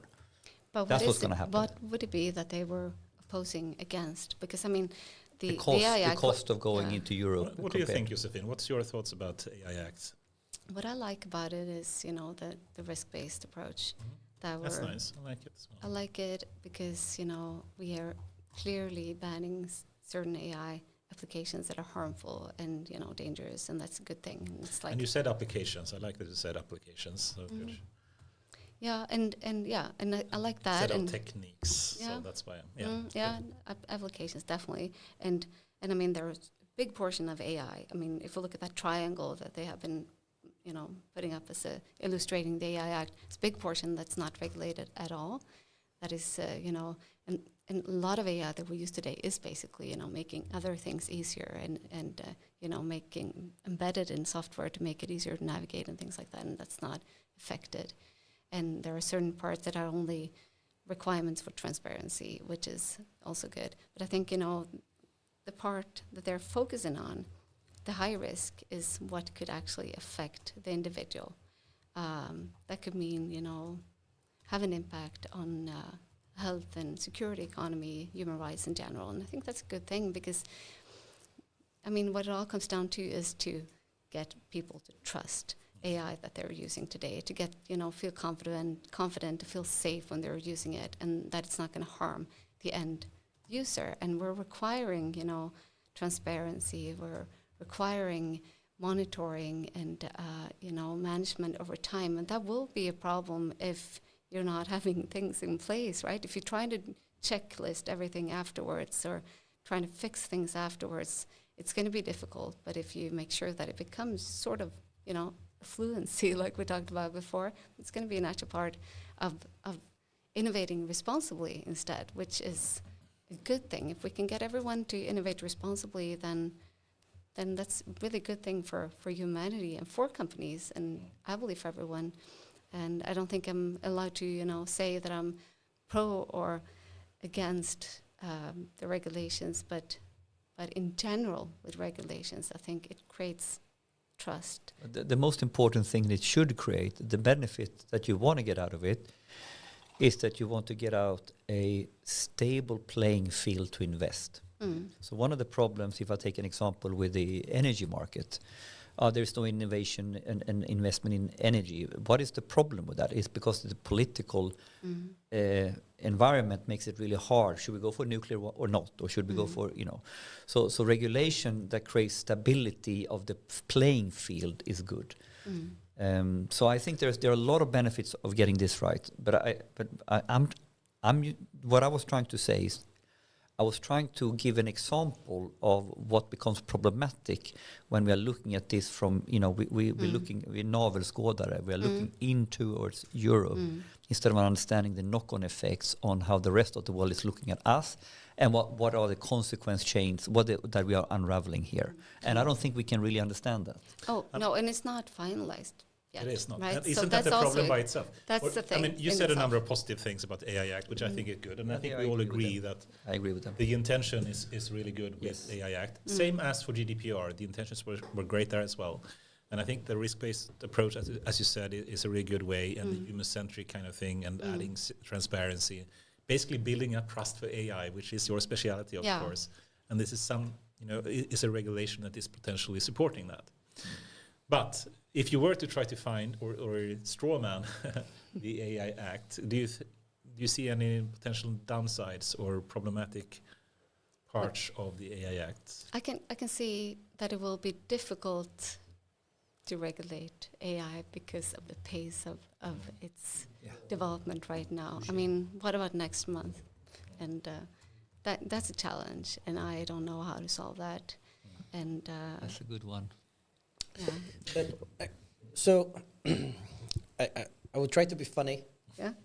You are grokking it now, then? Yes, exactly. I'm grokking You're it now. grokking Oh yeah, that's we're coining a new word. We're grokking it. We're grokking it right now. So if you look, what Europe is very good is collecting money. So what GDPR did in this prison that you said, it just basically made like a administrative hole where every single company in the world who is not doing properly needed to pay fines. So what is the result of GDPR? We have more cookies on the web pages. We have a lot of emails in our inboxes, and Europe got $4.4 billion in fines. 4.4 billion. This is how much is the equivalent of all the fines in Europe right now. That is the statistics on the floor. So when we are regulating this, I think we are making as well, because the big companies will still pay the fine, right? No problem. You want to sue me for $1 billion? No problem. And then GDPR is only 4% of global annual revenue, and AI Act is 6%, right? 6%. Yeah. The second thing is, when I went to Australia, which was very interesting for me, there was no talk about regulation. It was talk about standardization. So my question is, what comes first, regulation or standardization? Why we don't first standardize the technology, or basically standardize the way how we use it, and then we regulate on the applications of it. So, for example, you regulate how a car what car should have, right? If it's a diesel, it needs to have this proper, CO2 emission, AdBlue, I think it was called, and etc., right? You know that you need to have safety belts. You know that you need to have airbags and blinkers and all of this other stuff. Everything is standardized in a car. It needs to be there. And then you basically just regulate the way how you use it. No, but the regulation came that you had to have seat belts. The regulation came that you had to have seat belts in the car. The regulation came as a standard how you build cars. Yes. And then it came a regulation that you should use the seat belt. Exactly. So there are two regulations. Difficult. Yes. Legislation, regulation, standardization. Yeah, but you were also on that, because otherwise if you regulate the technology, then you need to update every 6 months. I mean, right now we are doing news every week and we cannot catch up with the news that is happening.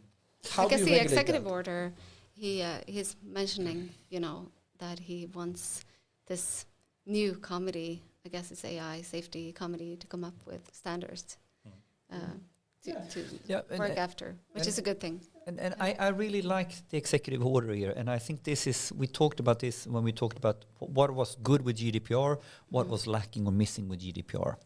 So with GDPR we put up all this regulation and policy, but there was no institute to guide or a consultative approach to how to implement it. I mean, like if I compared with other departments in Sweden, like the Finansinspektionen, they have taken a very consultative approach on what they're doing. All this to me was very slim, if I say it kindly, in GDPR.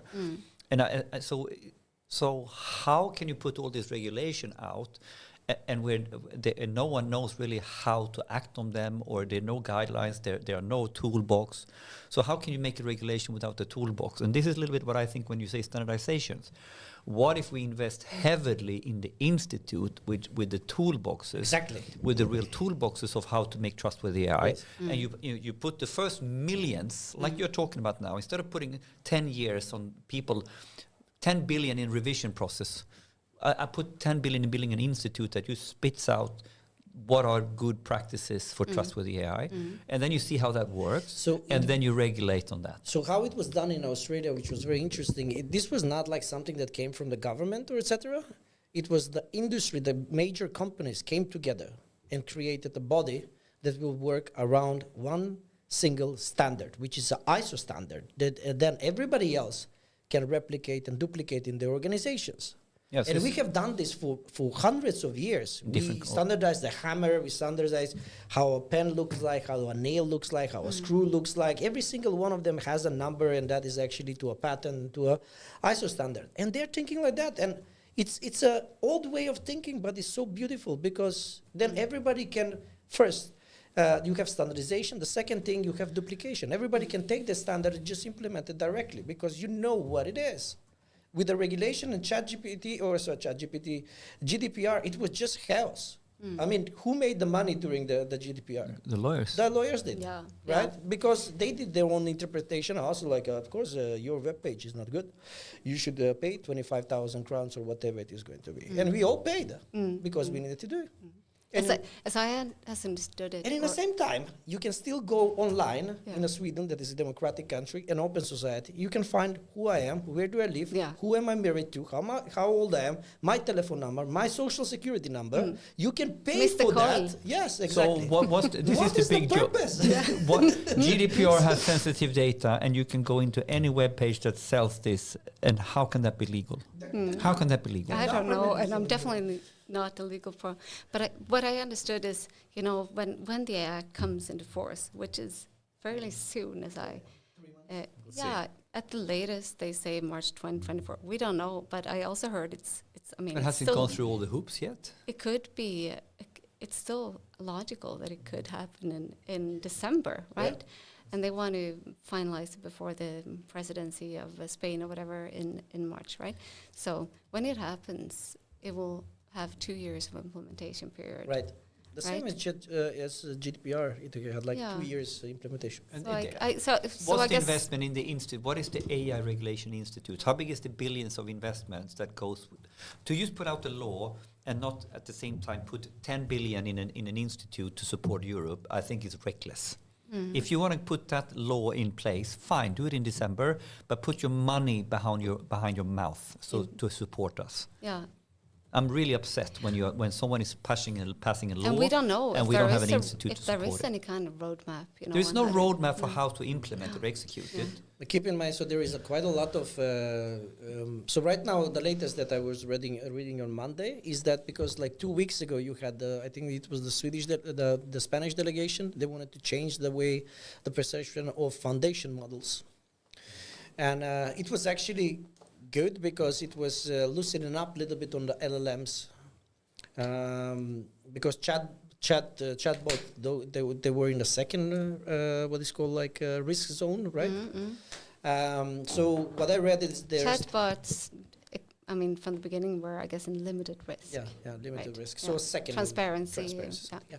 So now they are still there, but this is coming, and people do not understand. This is going to come. Doesn't matter if there is a roadmap or not. This is coming. I think the January to March. So we were betting that by Data Innovation Summit in April next year, the major talk in town will be like, shit.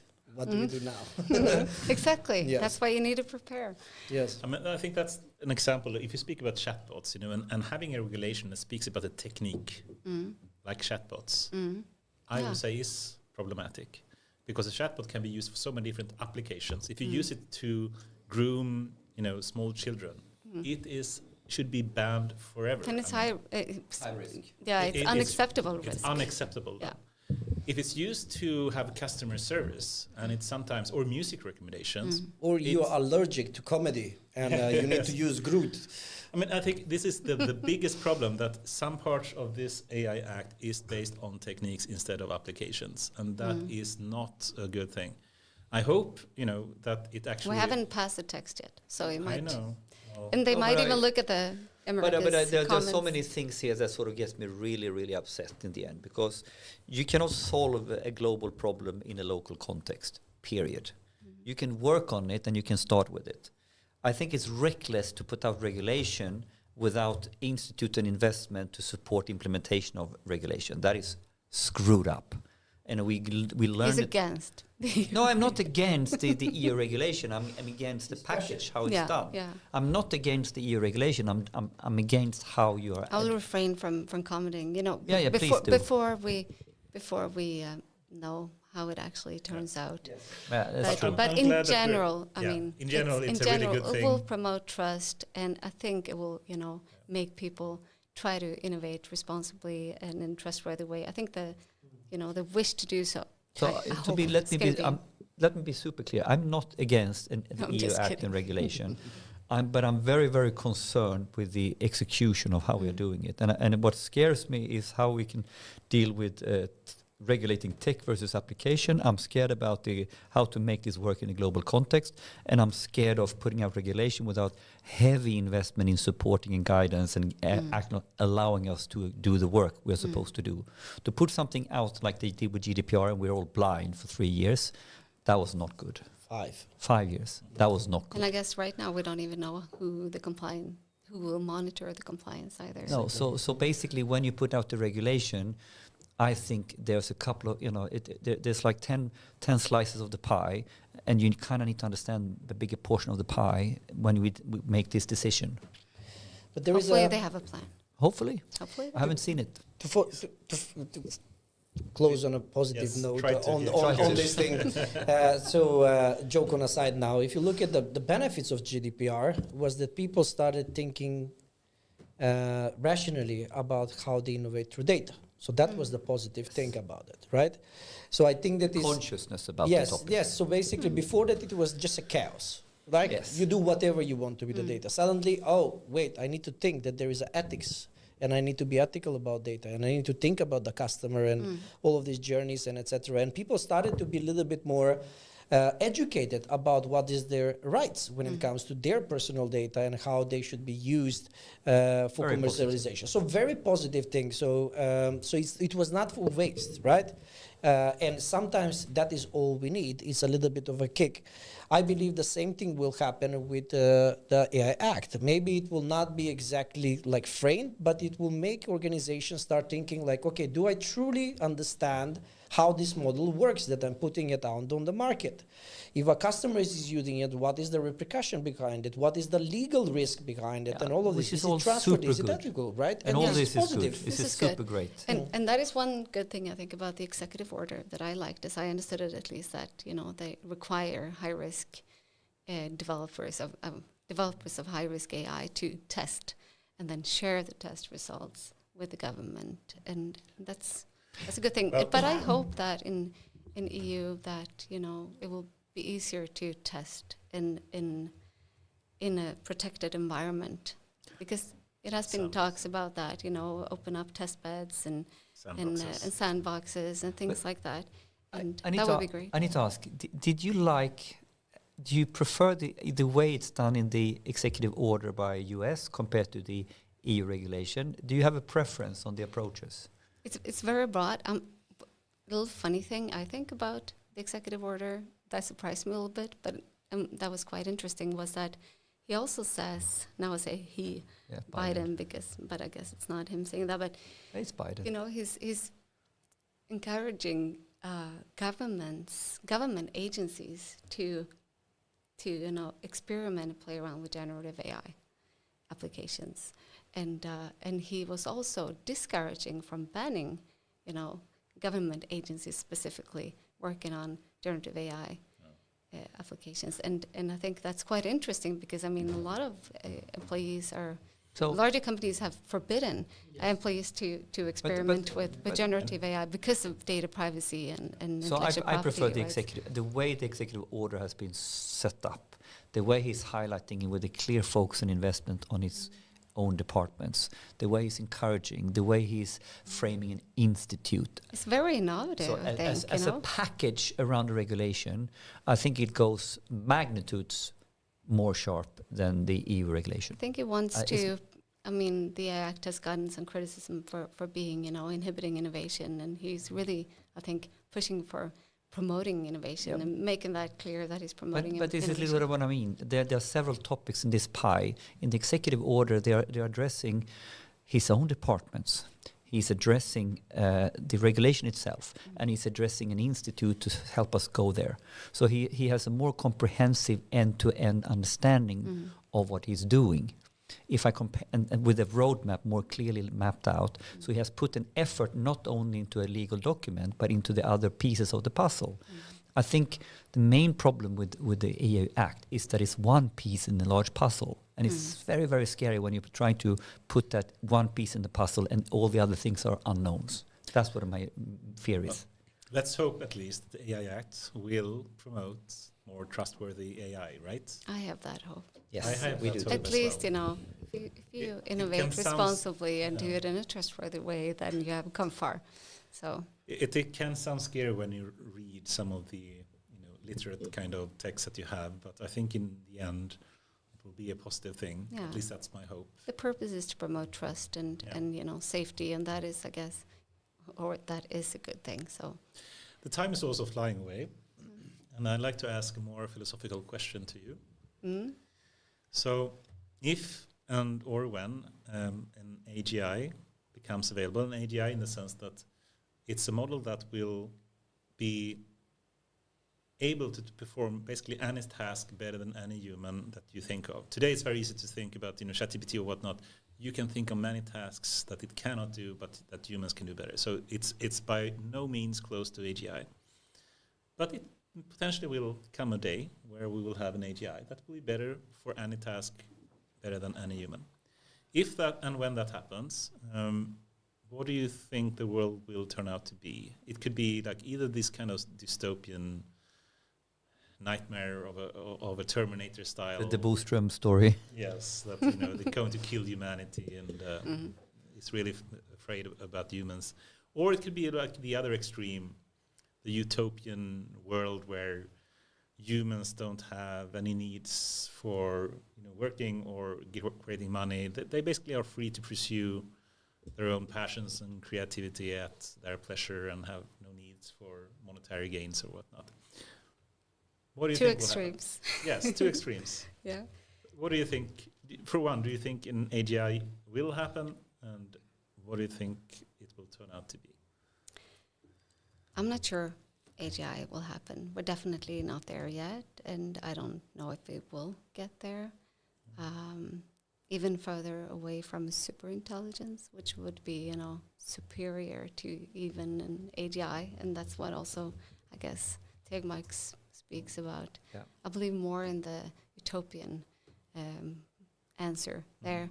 I'm not worried about AI ending the humanity in any way, and I think if AI would be that intelligent at some point, I would wish and also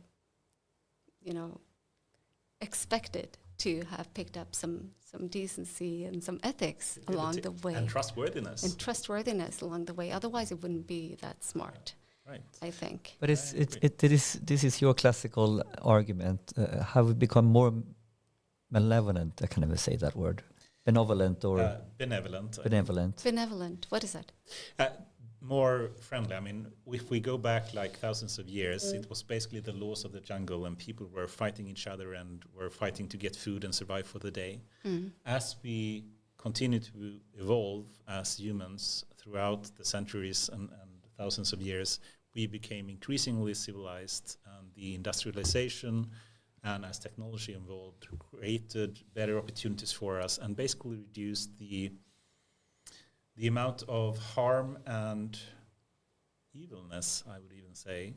And just going back 100 years, it's an extreme difference in the level of civility that we have in our society today compared to then. So we have of course our wars and problems in all times. But if you look at the medieval times, was it more civilized or less civilized? Was it more crazy? Was it more easy to be killed or less? And I think the argument is that if you just look at how we have evolved as humanity, as we become more smart or more, the consciousness, exactly. the global intelligence, get more decent, and the more intelligence we have, the more global our knowledge is about how different cultures work. Does it make us worse or better? So why, if a super intelligence is on this trajectory, why wouldn't it continue on this trajectory? Why would it what's the should logic? also have some empathic intelligence. I mean, absolutely. And why would it feel that humans are threatening it if it has so much more intelligence? I don't understand that and either. power? And I think it's odd to also expect the more intelligent you are, the more evil you would be, which is kind of weird. And I think, if from the beginning an AI, it's driven by a goal to do a certain task and do it better and better, why would it's all of a sudden forget what it was doing and do something else and forget that it needed to align with humans? I think it will be super good at aligning with us. But I can strawman that argument. So the argument could be that we program the AI, the super intelligent AI, to really take care of Mother Earth. So it doesn't kill off Mother Earth.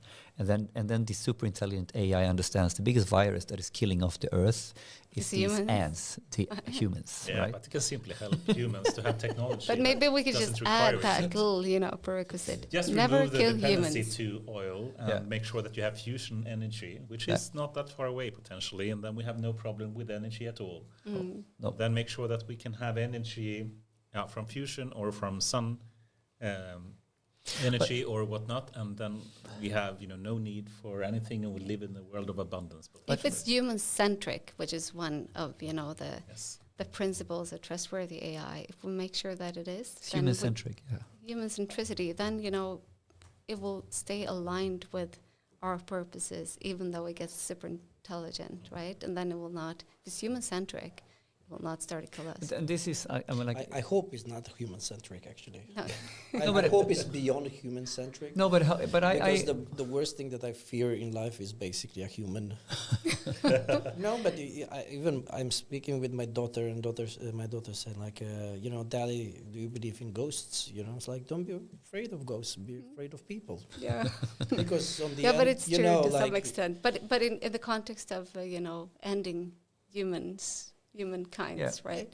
Then it's benevolent to humans at least. my point was that I don't it's believe that human-centric. AI will be the end of us. It will be a stupid person behind the AI that will. Because that is, I think, the exactly. true problem. I mean, I think humans empowered by AI can be really dangerous. And Yes. that is really what we need to regulate about. And I think what you said also a number of times, we have risks here today that are and reality. now. Yeah. and of fairness or from using AI for bad applications.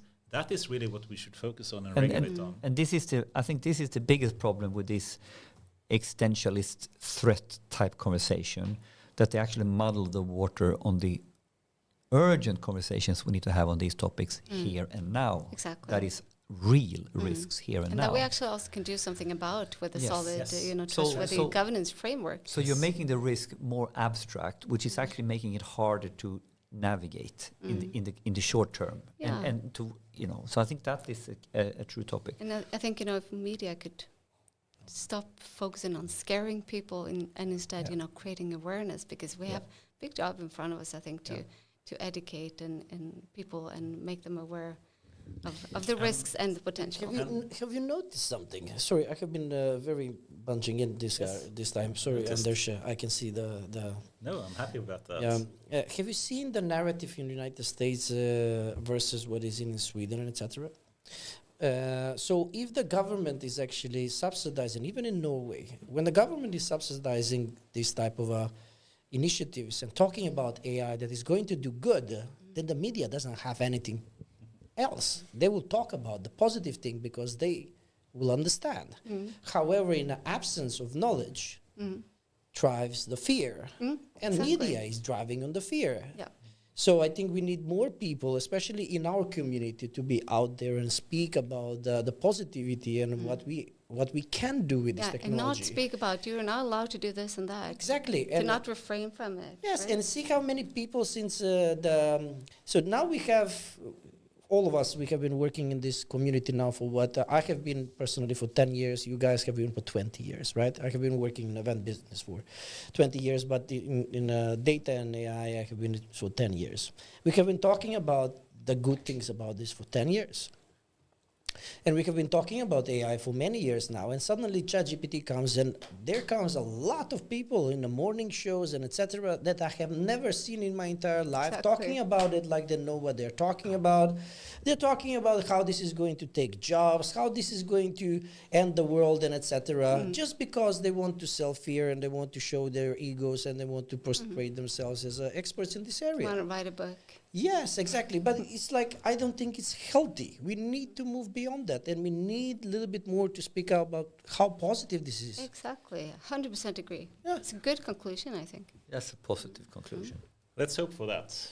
The more objective Positive evangelism positive. to balance the fear evangelism. Definitely. AI is grokking amazing. as well. A lot of potential. Perhaps not grokking.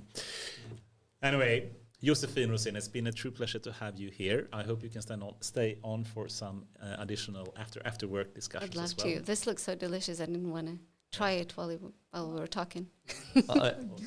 Thank you very much. And thank you so much for having me. It has been a true pleasure for me too. Thank you. Good discussion.